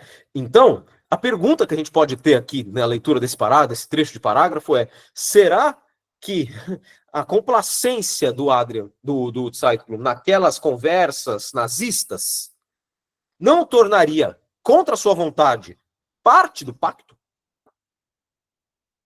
Ele não teria parte também nesse pacto coletivo, por mais que ele tenha resistido, se resguardado, seguro do fim pavoroso, abrigado na solidão? Será que eu agi certo? Será que eu, ao me negar uma atitude mais vibrante, ir para a praça, fazer alguma coisa, será que eu não agi em favor desse pacto? Né? Isso é uma pergunta forte. Né? A culpa dos alemães para o Thomas Mann é uma coisa muito potente, muito profunda. Aqui no fundo, vocês têm a ruína da casa de Goethe em Frankfurt. Né, tem até achei uma foto dela, não consegui pegar em boa resolução para a aula, mas a foto da máscara mortuária em cima de várias ruínas, assim, em cima de várias pedras, poeira. Então é bem didático a ruína aqui cultural, né? A convicção do romancista diante da culpa coletiva dos alemães é tamanha que gerou polêmica no debate público após a capitulação da Alemanha. Como, por exemplo, nessa carta aberta chamada Do Porquê Não Voltarei à Alemanha. Olha só o que ele diz. Humano, hein? Não é no romance, é numa carta. Pode ser superstição, mas perante meus olhos, os livros impressos na Alemanha entre 33 e 45 não têm valor e não é bom tomá-los em mãos. Estão impregnados de um odor de sangue e vergonha. Deveriam ser todos eles triturados. Porque todos esses livros, ora, estão, lendo essa frase de intervenção, não poderíamos pensar que o romancista levava essa subdemonidade às últimas consequências? Todos os livros ali têm parte com o diabo, todos os livros ali fazem parte dessa culpa. Né? Claro, ele não tomou ciência de de uma literatura que estava ali, que circulava fora do grande escopo do partido. Né? Tem muitas publicações em oposição ao partido durante o nazismo. Mas o Mann, ele não legava elas, não chegou ao conhecimento dele, ou ele optou por não olhar de perto. Vamos encaminhando para o fim. Abraço, Sheila. Fico feliz que tenha gostado, viu? De novo, ver se colocou a presença, hein? Bom, já estamos terminando. Uma aula catastrófica, né, gente? Uma aula terrível. Mas, como eu estou dizendo, o Thomas Mann, ele tem uma reversibilidade aqui. Vou usar uma linguagem que é lida, que eu tirei das coisas que eu já li no Guimarães Rosa. Uma coisa sai dentro da outra aqui no Thomas Mann. Talvez, não sei se de onde o Rosa tirou isso, né? Mas ele era leitor do Thomas Mann, inclusive do Dr. Fausto. Esperança para além da desesperança. Aqui eu cito uma biografia muito boa do Thomas Mann, Obra e Tempo, do Dieter Borschmeier. Infelizmente não há tradução, mas essa eu gostaria que tivesse, porque ela é de fato muito boa. Ela trabalha com aspectos biográficos e de crítica literária em alta qualidade, assim, uma muito boa biografia mesmo. E eu traduzi aqui um trecho que o Borschmeier vai pensar essa esperança para além da desesperança, que é um termo bastante importante para o final do Dr. Fausto, a partir de algo que já estava ali no Dürer, que é exatamente o que está no horizonte do Adrian em todas as suas composições. Certo? Olha só. A serenidade do arco-íris, que exige o terreno escuro da melancolia para poder aparecer, é também a alegria do Dr. Fausto. Alegria sobre o lago negro da tristeza que abraça a última obra de Adrian. E ainda assim ressoa uma tímida esperança de que os portões do mundo não se fecharão atrás dele, mas que uma fresta permanecerá aberta, através da qual recairá a luz da graça. Essa palavra já apareceu na aula passada. né? E a palavra graça, ela é uma palavra que o próprio Adrian usa no capítulo 25, na hora do pacto. Olha o que ele, atrevidinho, fala. Já respondo, viu, Juliano? Olha o que ele fala para o diabo. Olha que atrevido. No capítulo 25, o pactário questiona o diabo acerca de uma possível salvação da sua alma. Como? Uma pecaminosidade tão desgraçada que deixa o homem perder quaisquer esperanças na graça é o genuíno caminho teológico para levá-lo à salvação. Então, a perdição total e plena é a condição de existência da salvação. Olha que coisa. Condição de existência da salvação é o pecado máximo. E olha só como isso acontece no último parágrafo do livro. Essa aqui é a última frase. Gott sei eure arme Seele gnädig. Que a gente vai ler essa frase. Que Deus tenha misericórdia de sua pobre alma. Olha o Zeitung aqui, ó. A essa altura, a Alemanha, as faces ardentes de febre, no apogeu de selvagens triunfos, cambaleava ébria a ponto de conquistar o mundo, graças a um pacto ao qual tensionava manter-se fiel e assinara com seu sangue. Hoje, cai de desespero em desespero, cingida de demônios, cobrindo um dos olhos com as mãos e cravando o outro num quadro horroroso. Quando raiará da derradeira desesperança um milagre que, superior a qualquer fé, traga a luz da esperança? Um homem solitário junta as mãos e diz: que tenha misericórdia de vossa, que Deus tenha misericórdia de vossa pobre alma, meu amigo, minha pátria. Gott sei eure arme Seele gnädig. Gnada é o termo em alemão. Gnada, gnädig é o adjetivo, misericórdia, gracioso. Da sua pobre alma, meu amigo, minha pátria. Aqui a sobreposição é nítida. Entendeu? Entre o amigo e a pátria. Graça, palavra da salvação da velhice de Thomas Mann. A última frase soa como uma prece. De mãos unidas, serenas pede misericórdia pela alma de seu amigo e em seguida de sua pátria, ratificando a alegoria central da obra. Apesar da inegável melancolia, há um vislumbre de luz, há uma esperança apesar de todo o desespero. Nesse romance demoníaco, essa salvação só pode ser intuída, esperada, jamais realizada, pois, como falei a aula inteira, o sal da terra de Kaiserslautern e da Alemanha é malévolo, de sorte que nada que de lá brote é capaz de render bons frutos. Porém, o estilo tardio de Thomas Mann, na sua velhice, amalgama os contrários, une, cola os contrários. Pois é apenas dentro do maior desespero que se pode esperar a salvação. Apenas após o pacto se pode clamar verdadeiramente pela graça, que é justamente a aula da semana que vem. O romance da salvação. O romance O Eleito, que vem logo depois, que já está intuído aqui dentro do livro. Já está intuído dentro do Dr. Fausto. A história desse livro aqui já está narrada pelo Zeitung. Sacou?